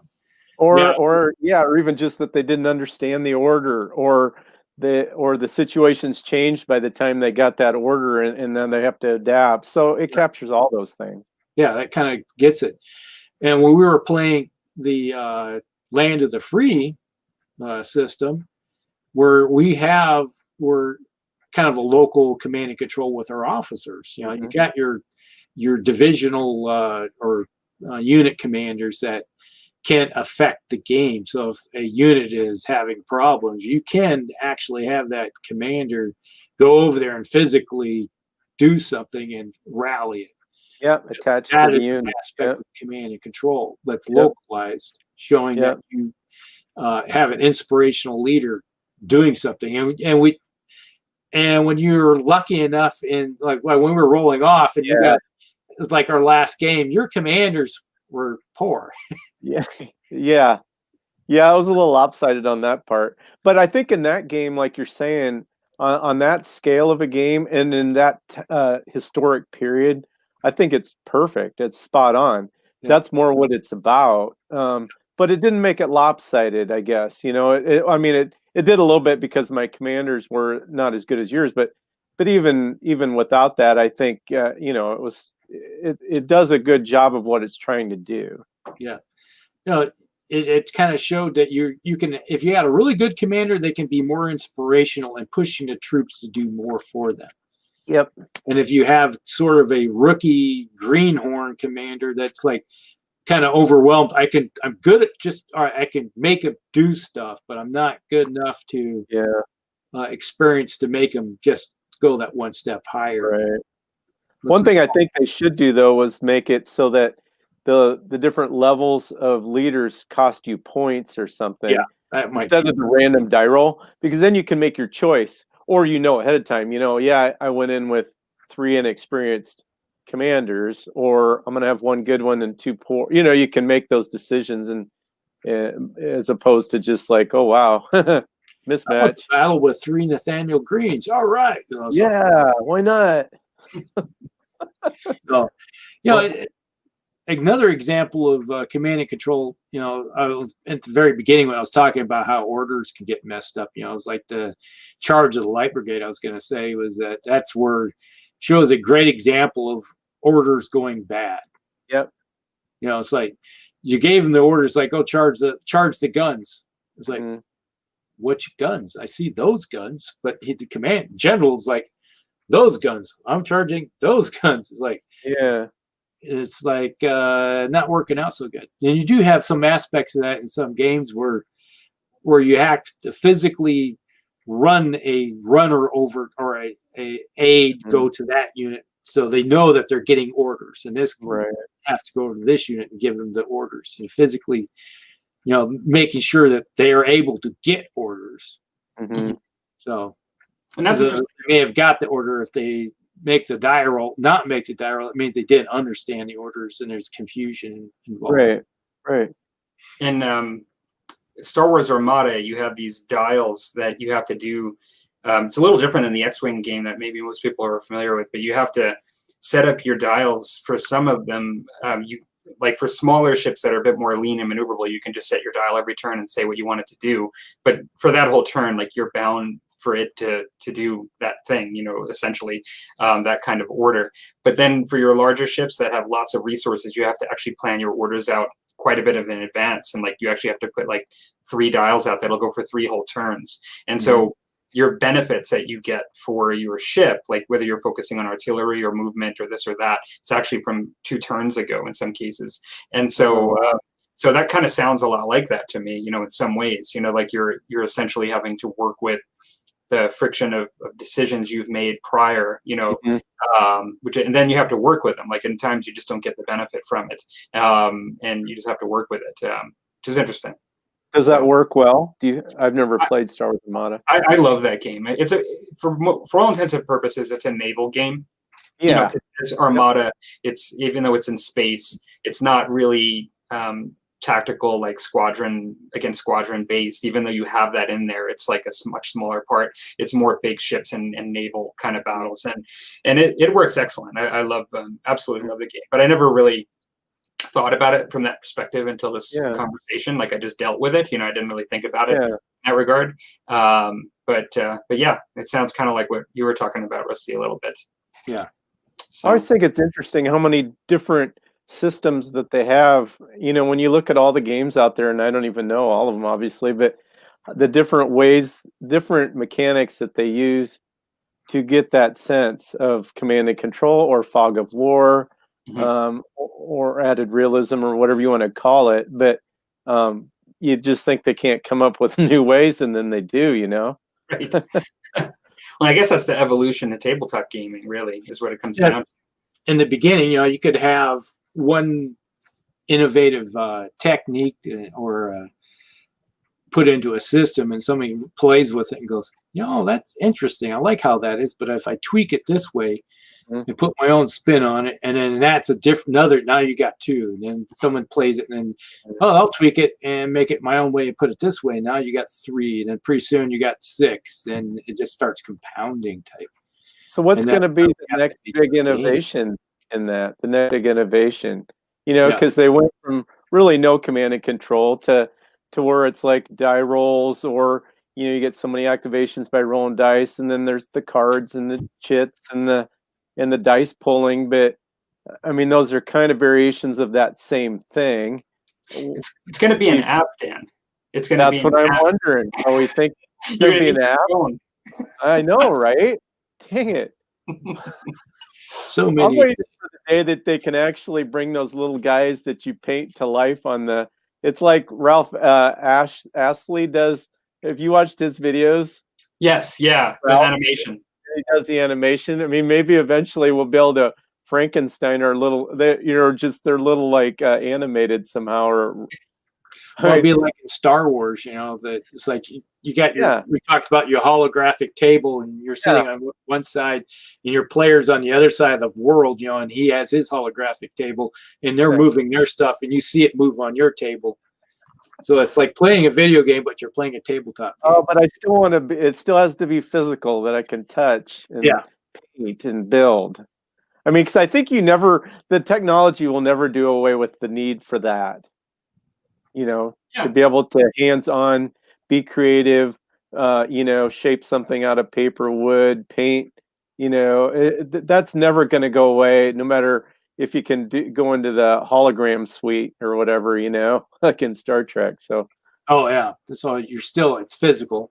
Yeah, always people come back to that because I think it's just innate. It's just fundamentally part of being human.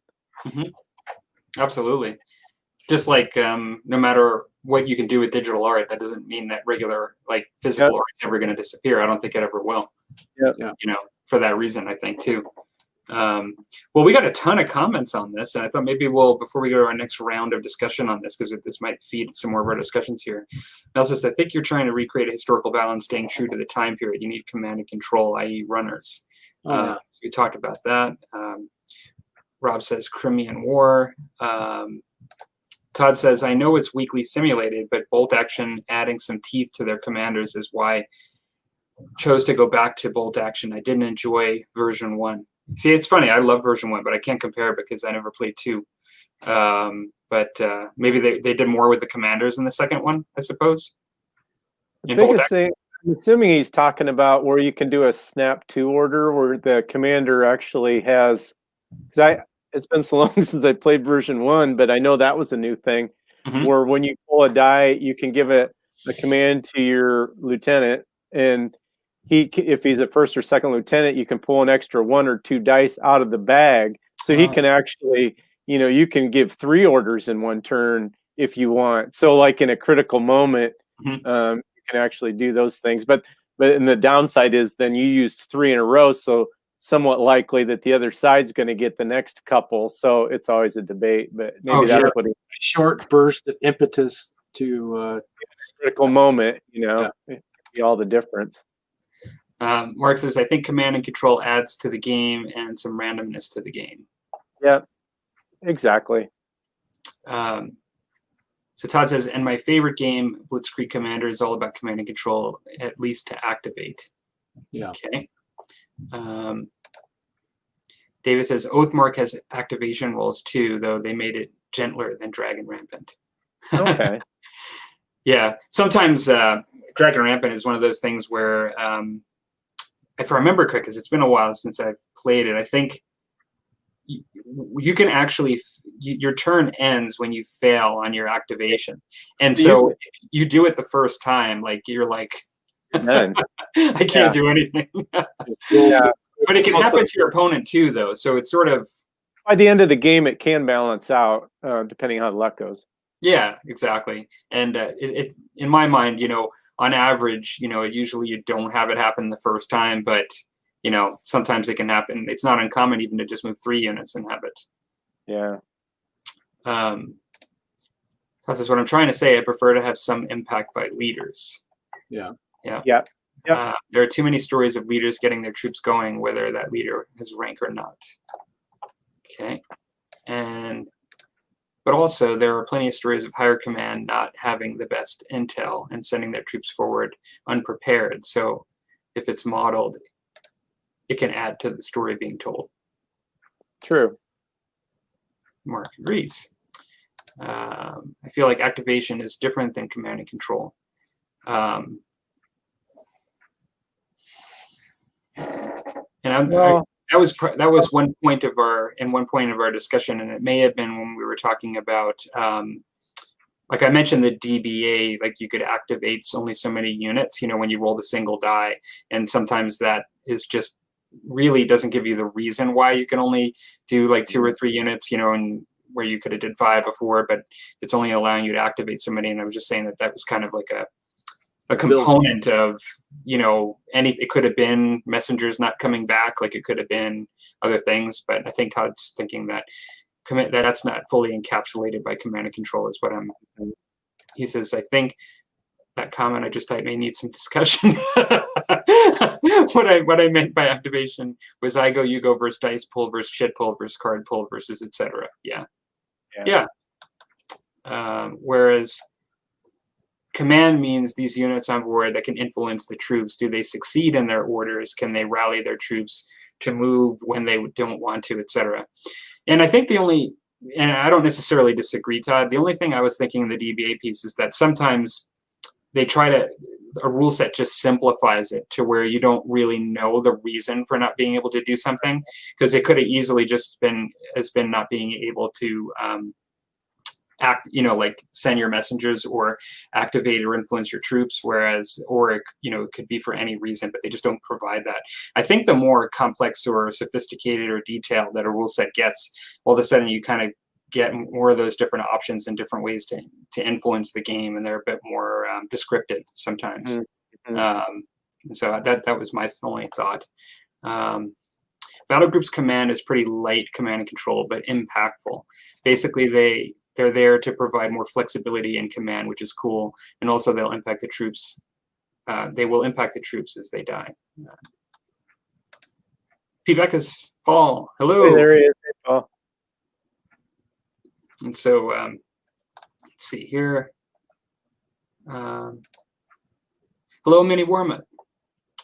Says he's just saying my gasoline refueled is on its way here. You, sir, convinced me to pull the trigger. Release the Hot Wheels. All right.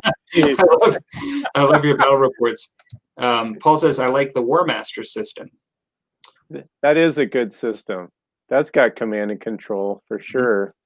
Now, I've heard, and I don't know if you guys can verify this, but I've heard that some of the War Masters actually influenced the Black Powder rule set. Yes. That actually, and I don't know, did Rick Priestley do War Master? Yeah. Okay, because he also did Black Powder, and I was told that some of the great aspects of Black Powder actually could be traced back to War Master, at least. Yeah. I have friends that are really quite into it, War Master. Yeah. Yeah, it's got quite a following. They've even gotten, I forget what they call it, but they've redone the rule book and brought it up. And I haven't looked at it to see what all the changes, but it's got a huge fan following right now. It's got like 9th edition fantasy. Yeah, like 9th Age, yeah. Rob says that he wishes there were some local War Master players where he's at. Battle chess in the 80s. I just discovered Black Powder Tactical Commander, which is War Master ACW and Napoleonic. It's a free PDF. Oh, huh. Cool. I didn't know that. All right, let's see. Ooh, lots of comments here. Paul said he has a day off, party time, painting some late World War I Germans, just 4 to go. What's Paul playing with that? Is he doing do you remember, was he doing Blood and Valor? Is that what it's called? I think so. With his World War I? See what he says. Yeah. Let's see here. Warmaster equals Blitzkrieg Commander equals Black Powder. Okay. Yeah. Sort of. They made some adjustments to Black Powder system to change the command rules a bit. Okay, but essentially the same. Cool. Yeah, see, I got to stick to 28 millimeters, so I can't get too much. I was just about to say. I got to keep a focus, or I'll never get anything done. Basically the same, except for the amount of painting time. One takes a year and one takes a weekend. Yeah, right? Okay, Blood Valor. That's what I thought. That does look awesome. Yeah. Really does. Cool. Well, I think it's like it's 6 mil, 15 mil, and 28 mil. That's the only scales I'll play in. I'll play in any scale, but that's all I'm going to paint because my terrain has to match. Everything has to be. I got to stay to one scale. I got to stay focused. I find that it's easier for me to stay one scale within a particular genre, although just because if I do want to try something different, sometimes if I have to buy something anyway, it might be fine to try a smaller scale. But I agree with you, though, about the terrain piece, because that's almost like any game. I mean, although like you might be able to leverage your forests with almost any genre, in some cases, sometimes scale really does make a difference when you go from like one genre to the next, and it can be a real impediment to trying to do different things. But even though I'm doing the Warhammer Fantasy, I still am planning on doing 15 mil for AD&D battle systems, and in that case, I'm kind of it's such driven by nostalgia because I've had that game since I was a kid that I'm just still going to do it anyway. Yeah, you got to do that. I mean, that's its own thing. That's cool though. I always like looking at it in, it's like with 6 mil, that's BattleTech or Epic scale, or Warhammer Epic. And then if you look at 15 works really good for larger scale battles for World War II or any type of Napoleonics or medieval or anything of that nature. And then if you want to play a skirmish style game, then obviously 28's the way to go. But well, it's interesting. I get watching YouTube channels, and while I'm painting, and somebody's painting some 15 millimeter Napoleonics or 10 or 15 medievals or DBA stuff, and like, oh man, that would be so awesome. I'm totally doing that. And then you got to be like, whoa, wait a minute. I mean, it just all looks so amazing. And and now I've limited myself to my couple core games, but I'm not opposed to picking up rule sets that I can use my same terrain and miniatures for. Like I have bold action and chain of command, and I'm not going to say I wouldn't pick up some other World War II skirmish rules, but I really got to stay focused on my 3 or 4 games, but yeah, man, it's so tempting when you watch some of that stuff that people are doing. I know Stig, what's he called? Little Legions or something. He's got and he does he's been showing some smaller stuff, some 15 millimeter Crusader armies now. I'm like, oh man, dude, yeah, I'd do that in a heartbeat. But but really, will I? I don't have. If I could retire, I would. It's almost like another discussion where you talk about how awesome the community is and to be connected to people around the world, but then you also ask yourself, how much is it feeding my like kid in the candy store aspect of not being able to stop thinking about all this stuff? Yeah, well, you just have to be self-disciplined. Yeah. It keeps my enthusiasm up though, because seeing somebody else excited about their project that they're working on, and even seeing Rusty do his dystopian war stuff, and you're doing your French and Indian War stuff and your Beastmen, and some of those are games that I won't ever play or collect, but the enthusiasm, it's the same excitement, enthusiasm I have for my product. And after watching a couple videos, I'm like, dude, I'm going to go paint. I'm like jazzed, because I get that same rush then when I'm doing my own projects. And especially out here where it's not like I've got a gaming club that, we get together a couple times a month or something, I always kept painting, but you got to have something to keep your enthusiasm up, because I love doing it.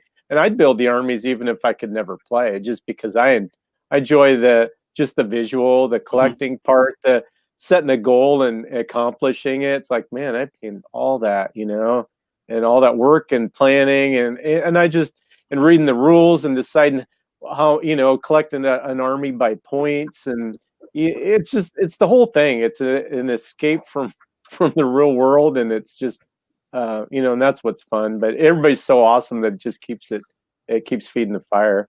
Yeah, I would agree with that. Yeah, we keep feeding it really hard. It's like you mentioned at the beginning, where I keep buying rules because I like reading rules, and I look at it and say, is this going to be the next one that's going to be the one that's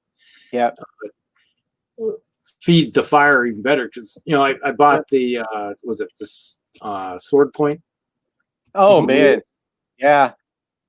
And I actually bought those too. They came, and was it yesterday? They showed up in the mail. Okay, so you have the new one. A lot of 15 mil medieval stuff that's already based and everything. I'm just looking at. Yeah, if you've got that, all you need is the rules. Yeah. So that's what I'm always looking at. Is it something to use the miniatures I already have? Well, I'm always looking for something that, it's like, oh, that's good. Looking for I don't know if it's the perfect game, but, and I guess for me so far, the bolt action to me is the perfect World War II game for what I'm looking for and what I enjoy. So, I think I'm good there, and I don't know what else would be better. So, but I'm, it's like, well, I've got my Bretonian stuff I've been painting. I could use those in a medieval type. I mean, they're good enough to be used just in a medieval historical game. So, I always out looking for a rule set for that. Cause again, miniatures I have, rules I could use, but. Yes. The nice thing is that when it comes to like historicals, if you stick with a certain scale, let's say 15s, if you have the 15s, any type of rule set, you can always apply them to everything else. Yeah. And that's a nice thing. It's the only difference is like you look at the common thing now, it's like Flames of War, all the infantry's on, a single base. On the bases, yeah. And, they put everything. But back in the 90s, everything was mounted on a separate base. Each soldier was on a different one. It's like Mel and I, Stryker, we had large units of stuff, for moderns that were all individually based.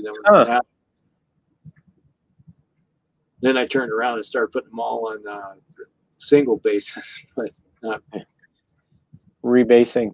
Yeah, rebasing. I've never rebased anything. I don't think I ever will. I shouldn't say never. If you ever get an opportunity, the rules are still out there. You can still purchase them. It is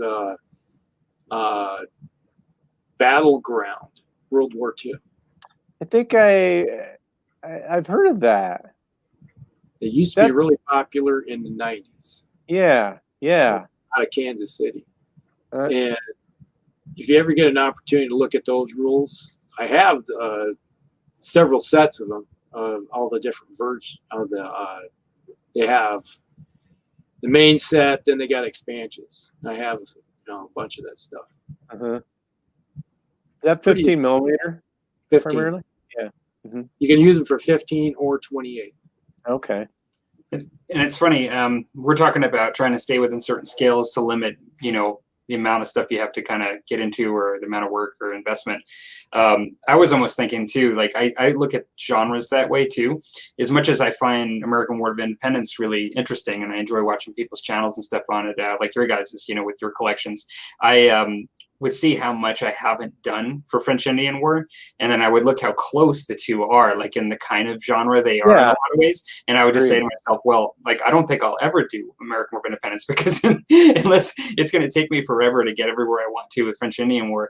And then it just kind of made sense to me. Well, I had a subscriber that recommended, well, why don't you just use your British and your French also for 7-Year War, and like expand into 7-Year War with your collection. I remember that. Yeah, because they actually, men in miniatures, that's like their specialty. I was like trying to convert miniatures, 7-year war stuff into French Indian War until Crantera came around and started adding to it.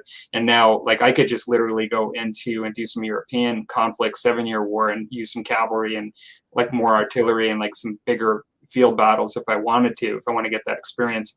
And so to me, that kind of makes sense. But I can see in some ways you can just avoid, if you're trying to just get a certain experience, you can almost avoid certain genres just because you're either really close to them or, you know, you actually just you want to fully experience your collection that you've never even finished yet before going to something else. Exactly. Yeah. Well, and for me, the American War of Independence, when I was looking at doing that, I was looking at either, well, I knew Napoleonics probably, but I was always just blown away by people's Napoleonic army. You know, I just, something about, you know, bright colored, ranked up, you know, soldiers dressed that look like, you know, that they aren't even, they're like in parade, you know, they're just beautiful uniforms. And I looked at that, and I looked at American Civil War. And then I thought, well, what would be the most, I'm only going to pick one, you know, because I'm not going to, because I wanted to do it in 28. And, you know, and I thought, well, that was kind of in the middle. It kind of scratched both itches. You got the ranked up, regimented, you know, all looking like soldiers in the bright colors. But, you know, I thought, I don't know if I could paint that much just blue and gray type stuff, you know. So this was my one. I'm just going to shoot in the middle, and that was going to fill both of those itches. And at least so far that's done that. But yeah, like now I would never take off on a Napoleonic. You know, I see people that do that, and I'm just amazed with what they can do. It's like, well, now I'm done with my Civil War army, and it's like this, you know, they've got like 500 or 800 things painted up beautifully, and now they're moving on to Napoleonics, and I'm like, wow, that'd take my whole life, you know. So the thing about Napoleonics is that each regiment or little state, you know, it's like all the German states have, you could have 5-6 different style units, and there's hundreds of units, and they're all different. In the at least same it's well documented, though. The research would be easier than like American War of Independence, or maybe even the French and Indian War. I don't know, Palmer, but geez, that's been a can of worms trying to figure out the right flags and color turnbacks, and then you post a picture and somebody's like, they never had that, and it's just like, it kind of takes the wind out of your sails a little bit. Like, I know, or I didn't know, or it didn't matter. Who do we care? It's the toy soldiers, man. Yeah, it's like when you look at Napoleonics, the best, if you're going to do Napoleonics, personally, I would do 15s, because you can make all those different units, and it's a heck of a lot cheaper to go that route. Yeah, but I can't even see something that small. My gosh, I've got trifocals, man. I can't see. That's what you need, something like Paul has there. You put the big thing over your face. We got it here somewhere. Yeah. I use reading glasses. I keep putting more light on the issue, and I got to get this stuff painted before I can't see. Yeah, true. It kind of depends on also what you like. Like, I mean, people have different degrees as to how much they like the painting too. And actually, I know, Rusty, you love painting. Like, I'm not saying that, but like some folks really want to spend a lot of time on each miniature, and like, you know, just really that's like a huge part of the hobby for them. Others really want to get to the table as fast as they can, and that's like a huge part of the hobby for them, right? Like getting to the game quickly, and so it's really going to depend on to a certain degree the scale too. I mean, I'm not saying that people are bad painters that are in small scale. I'm not generalizing in that way. But having said that, like, I've seen some of these 3mm models, and like there's only so much you can do with them, right? I mean, like they're not, you know, like they're not, they look cool actually, like on the table all painted up, you know, with like, it looks like you're looking down at a battle, right? You know, which I think is cool, and I'd actually like to get some for that reason at one point. But it's not the same thing, right? It's almost not the same hobby to them, you know, when you're painting, if that's what you do primarily, to whereas somebody that's doing 28s and painting. So, you know, it's a little different. So yeah, that's true. It depends. Yeah, it depends what you want to get out of your hobby when you do it, you know.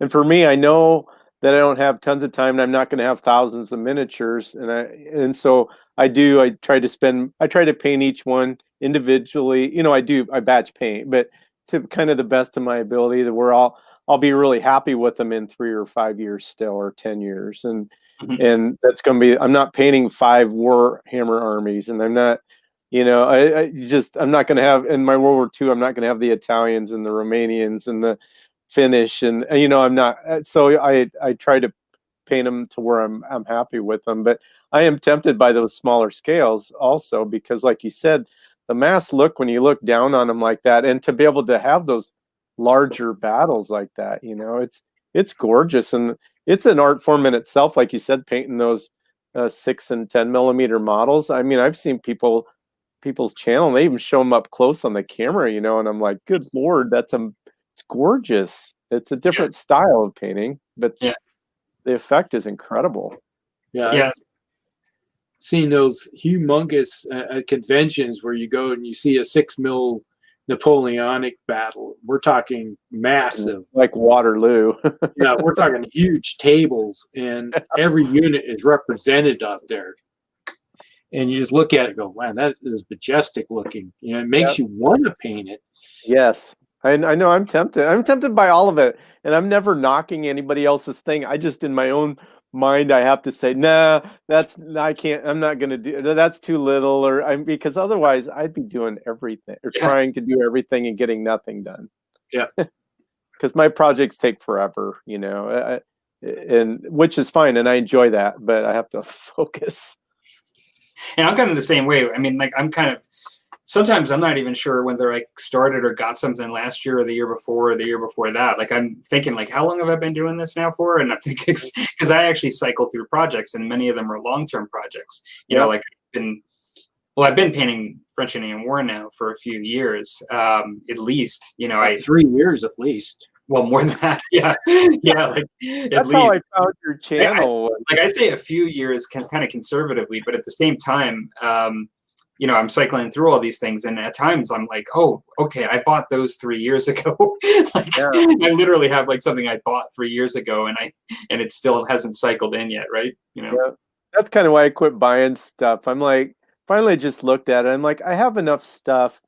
And then I start looking through my boxes. I got it sorted and packed away, that unpainted stuff. And I'm like, oh my gosh, this is so cool. It's like going to a store when I just look through my own stuff, It's like, and so I'm like, why? Because it's always so tempting. You see the new things coming out and the Kickstarters, and it's all beautiful, gorgeous stuff. This is to be a miniature gamer now. This is such a great time. And now you can 3D print terrain. And I mean, it's incredible, but it's almost so much that you just like you're like squirrel. It's like, whoa, Squirrel. Where's the squirrel? Rusty, you have like old hammer armies when we're talking from like 15 years ago. Like, you have stuff like when we're talking, you have some things because you have like so many of them armies that you've collected over time, and then you have certain things that you'll pull out like. For an old ever project, no problem. Like, okay, well, I'm just going to paint up these units if I'm dead. I've had these since like the 90s, or whatever. No, it's like where I was planning back in, was it June? I pulled out my war wagon and said, this is going to be my future Old Hammer Musty Wargamers painting challenge. And it's still sitting there on the table.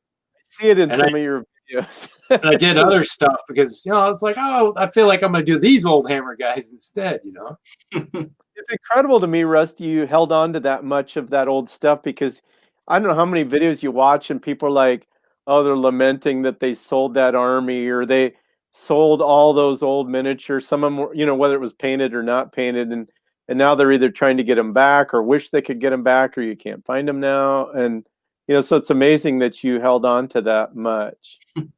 I mean, it's awesome. A lot of stuff that I'm not saying I haven't, but when it comes to the Warhammers, like Warhammer 40K, I started unleashing stuff. I started selling. I've sold a lot of my 40K stuff now. What's your reason behind that? I mean, it's worth money, I know, but it's just taking up space, and I don't feel like it's something that really interests me anymore. Think it will someday? Because that's what everybody does. They sell the things so they can buy the new project, and then they're like, oh, 5 years, 6 years from now, oh, I wish I had that. I have my old Space Marines. I still have all those from when I first started. I'm going to keep those until probably the day I die. But I did get rid of like my Tau. I still got to get rid of some Space Wolves. What else have I gotten rid of? There's stuff I had started unleashing.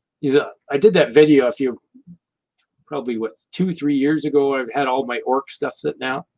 40K orc stuff. Yeah. That is probably a third of what I used to have. Oh my God. I used to have a ton of orcs. Jeez. And I just started selling it. We're talking rogue trader orcs, stuff that everybody wants today. And it's like, I just started unleashing it, and it's like, oh, it's got to go. This is going to go. And it sold great because people wanted it.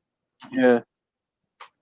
Yeah, your basement is like a museum. You have so much cool old stuff. It's so awesome. I won't give out your address or they'll be kicking your windows in. Well, Mel, Stryker, he's the same way as me. He has a ton of old stuff too, because we all started at the same time. Yeah. And so we're all sitting with when you look at like Warhammer Epic, we all have a ton of Warhammer Epic. We got old Space Marine 40K stuff, Warhammer Fantasy stuff. Because we've been playing together since I think 89, 90, somewhere in there when we started. Yeah. Don't you guys have a bunch of like 15 mil ACW or something too, or is that not Mel? Mel has a ton of American Civil War stuff. 15. Yeah. So I thought I used to have a bunch of it too, because when he worked at Alliance Miniatures, he worked there and would get stuff cheap. And I would go there and buy stuff like crazy. It was like nothing. I'll spend $20, go over, we'd play at the shop, spend $20, $30 on miniatures, just plunk it down and come home with a big bag of stuff, paint it up. And it wouldn't take you very long till you had a huge American Civil War army or Napoleonic army. And I had a whole bunch of ancients. I had what else did I have? Medieval stuff, tons of it. I had probably enough to fill, the table we played on. I had enough medieval stuff to fill that entire table. Good God. And it was painted. Well, see, back in those days, I didn't even know that stuff existed. We just played with the plastic Mark's Army men that came, in the dime stores, because I didn't even know you could get stuff like that. We didn't have stores that had it. There's no internet. We had no clue. So we just made up our own games with their own little stuff. But rubber bands. Yeah. Well, I was looking dirt clods. Oh yeah. It's like here in Des Moines, we had a large group of people. We had a club. Okay. It was Mid-Iowa Association of Wargamers, MIA. Yeah. When did that become inactive? It's still kind of active. Oh, okay. A lot of the guys still play. And out of that group, we got, I don't know how many people have produced miniature war games. That's pretty cool. Yeah, so. Cool. Well, we got a lot of comments here. Maybe we'll just kick through these. So Todd says, so this is going back in our discussion, but he says, but now you can buy Vitrix 12 millimeter World War II. What the hell, a new scale? I need to talk to those guys over there to get their reasoning. I didn't know that. That's crazy. Rob says why Inquisitor failed, and I think that's in reference to when we were talking about making tables. Yeah, like making tables for a new scale. Says, remember that. That made no sense. Paul says a true wargamer does at least 10 scales. 20 millimeter for Vietnam and moderns, and 28 for World War II. Yeah, that's what Mark does. A lot of good 28 Vietnam stuff out there now, though, unfortunately. It's converted to 15 mil exclusively, except I have a new scale coming after this video series is done. Because of the donation. Well, when you're talking about new scales, it's like Battle Group came out with 10 mil moderns. I'm like, what? Yeah, they got 10. They have it. Classic Soldier Company, their entire new moderns are all 10 mil. It's like, why? It's like you're reinventing the wheels, like for a whole new scale. The only reason I see companies doing that is if they're trying to sell it with a game system and their terrain, or somehow that you're locked into that. Yeah, and that's the whole purpose of it. And that's not going to work. It's not nowadays. Because I'm not buying into it myself. So I think Rob's directing this one at you, Dan, because I already have Beastmen. He says you should paint a Beastman army for the goats. I don't have goats. I have sheep, though. A foil for the Bretts. So, have you thought about doing something to go up against your Bretts? Yeah. Have you ever thought about that? Yeah. See, because when I first got into Warhammer Fantasy, I got that 5th edition box set with the Bretonnians. Uh-huh. And it had the Lizardmen. Mm. And so that was always my dream. I mean, going back to, 95, that's what I was going to do. And so that's what I'm still planning. I did over the last year or so get most of what I needed off of eBay and trade groups for what I need. That Lizardmen are still affordable. So, you're going to do Lizardmen too? Yeah. So I'll have both sides. Yeah. That's great. And he also has potential opponents that have lots of undead. But now that I know Rusty, I also know I can play somebody. Yeah. Yeah, that's great. Todd says it's tough not to be tempted to try something new. I know. Rules I will buy just to see the new thinking in the rules. I'm okay if I never play. Yeah, same here. Sometimes the eye candy's worth it, It's easy to buy the rules because you're not taking a major investment into it. Yeah. I mean, the rule sets are usually not expensive, and I love looking through it, and I enjoy it, collecting the rules. Paul says, I agree. I love Bolt Action. That's my 28mm World War II game. And Saga, yeah. I can see myself playing Saga easy.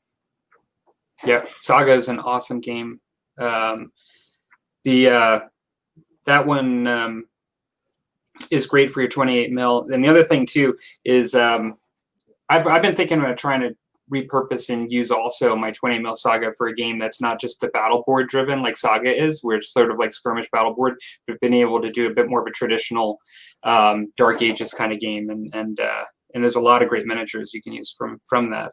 Does the new edition Saga have any kind of they had a Crusader one, didn't they, in the old edition? If they released a new.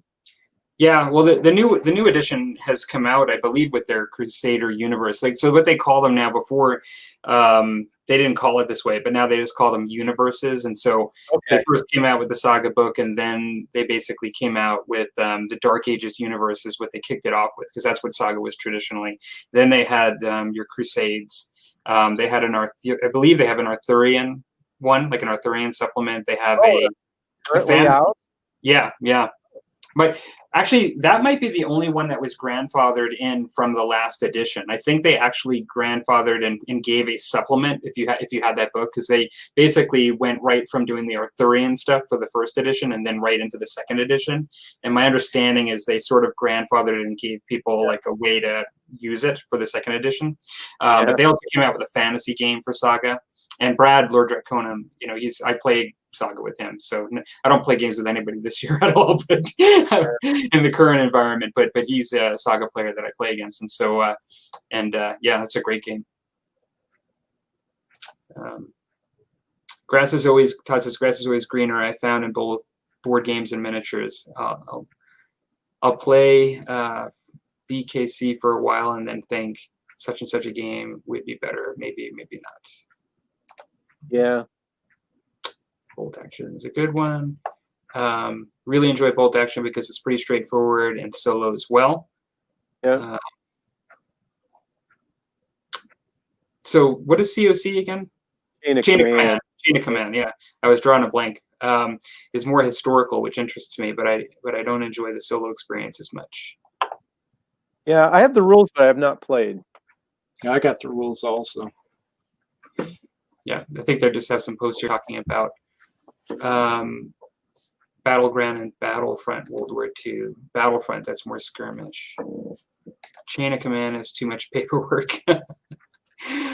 Battlefront World War II is battalion level.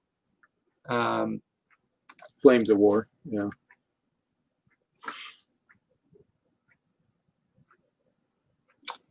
There's something in Chain of Command that is a hurdle for me to get a game going.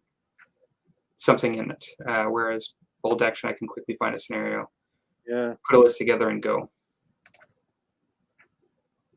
Okay. Well, let's see here. Yeah, Battleground is Easy 8 Enterprises. Yeah, it's Battleground, and then Battle Group's the one that is out now. You know, most people are thinking of probably.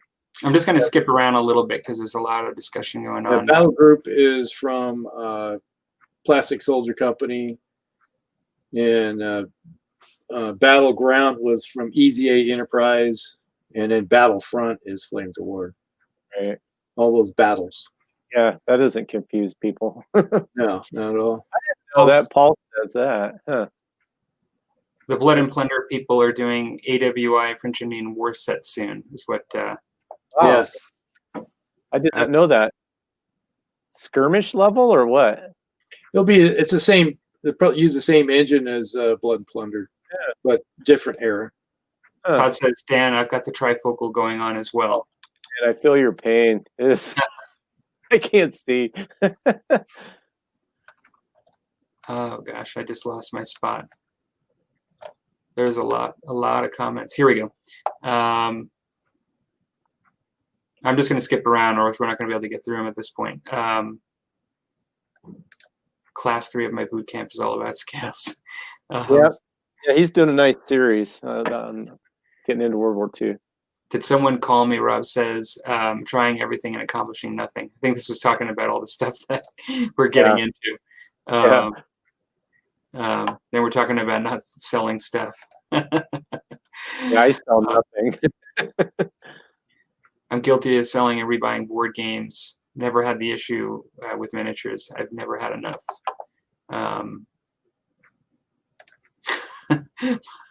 Rob's like, I need blood axes. He's talking about space orcs. Blood axe is the way to go. That was what my clan. All right, I'm really skipping down here. Oh yeah, so Brad says they're redoing the Arthurian book. So even though that was the end of Saga, like I guess they're redoing it. But they're even, for folks that are into Japanese, they're even doing like a Japanese universe for Saga, which is the most recent one they announced was The Age of Hannibal. They're doing like going back further than Dark Age doing Ancients, and then I'm sure they're going to do a samurai book because it's in the rules. Like they show it, and they've showed so much imagery for it. So would they ever get more into the early medieval type period? I mean, I'm sure that's not what the Arthurian was, right? That was probably older Breton or whatever. Yeah, I actually thought that they showed pictures of medieval in the rulebook as like an upcoming universe, but for some reason I almost thought that they were talking about late medieval rather than early. But it may be that they're going to do early. I know that they had some like knights and like medieval kind of stuff in sort of as a teaser in some of the pictures for the rulebook, because when the rulebook came out, they were basically showing teasers of all the universes that are going to be coming, and not necessarily limited to, but at least those were likely the ones. And medieval was one of the ones everybody was talking about too. They probably focused more on the 100 Years' War period, maybe, huh? It could be. I'm not sure. Yeah, I'll be honest. I'm kind of doing what you've talked about a lot in this, and that other than because I had the miniatures and I pick up the fantasy, I'm pretty much only doing Dark Ages for Saga. Like that's the way I'm going to experience the game. Got to do that. Yeah, I'm just sticking with it. I agree. I just it is fun to paint up another. If your friends are doing it, it's fun to paint up like another army, maybe But I just feel like I do so many games already that like if I'm going to pull that Saga, I'm just going to do some Dark Ages. Yeah, it seems like you only have a few rule sets in your head, and then if you only play it maybe once every 6 months, then it's gone anyway. Hello, Chris. Walkabout James Games has joined us. Hey.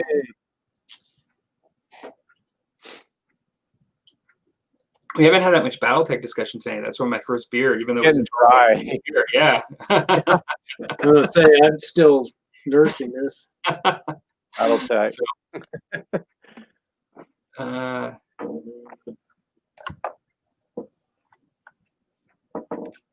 just skipping around here, but Todd says no affiliation with Battlefront Flames of War. Winnie Warma, good night, guys, and chatters. Great topic and discussions at Wardrobe. Plays World War II. Be good. All right. Cool. So, yeah, I don't know. I think we've kind of went through those kind of topics pretty well. You guys have any more thoughts on that? Which the last one was command and control, I think. Wasn't it? Well, we controlled it pretty good. Wasn't the command and control what we were just talking about? That was the second topic. It was. Yeah, it's interesting to think about, because sometimes when you're just playing the games, you don't think about the mechanics much, which I guess is probably a sign of a good game. Yeah. But that's essentially what it's doing, because basically when Rusty asked that question or said that would be one of the topics, I got thinking about it. I'm like, well, what games do I play, and how is that in there? Well, those are some of the ways, and even you could say in some ways, it's even in Warhammer Fantasy in a limited fashion. So yeah, interesting. Definitely. Hey, Well, Todd. looks like Todd is heading out. I think we are probably coming to the close on our show. We've had a lot of great chatting, a lot of discussion in the chat tonight, even more than usual. And I would say typically we get a lot. Paul says, great talk, guys. I have to go. Merry Christmas, everyone. Merry Christmas to you, Paul. And that's a good point. We were just saying earlier, we won't have another show until likely, I guess it would be the new year, right? Or it'll at least be after Christmas. Yeah, sometime after Christmas or January, somewhere in there. Yeah, If you did Thursday, this is Thursday, right? So it'd actually be New Year's Eve would be next week. So it'd be into January, right? Yeah. So Merry Christmas, everyone. Happy holidays. And so that was a good conversation tonight. Thank you, Dan, for joining us. It was it was cool to have you on screen this time, because typically you're always there in the comments. Yeah, thanks for having me. It was fun. It's fun. But definitely we'll have to have you back on again. So yeah, I'll come back on sometime. We'll talk about terrain maybe when I come back on sometime. You possess the technology to do this. Well, evidently it was in me all along. I just had to reach down in. I didn't know. Yeah, it worked out really well. And once I figured out I could use my, I had an old laptop that worked fine. So, yep. Okay, everybody. Well, thanks for joining us, and Merry Christmas and Happy New Year. And we will see you next time over on Rusty's channel. all right, we'll see you after probably the new year, most likely. Yeah, let's see what everybody got for Christmas. Merry Exactly. Christmas, everybody. I think all my Christmas gifts are already here, according to my wife. So Did you order them all? over the course of the summer, yeah. Well, you like what you got then. Yeah, my Christmas gift is actually sitting on the table right there. So Cool. the board game right there. Can't quite see what it is. Stalingrad 42. Oh, the one you're playing now. Yeah, I'm playing it. I got my gift early, so I'm playing through it. I Must have been extra good this year. peaked. Peaked early. Nice. Okay, everybody. Well, we will see you next time. Thanks for joining us. Good night, everybody. Merry Christmas, Happy New Year, and we'll see you in the new one. Yep. Okay, bye.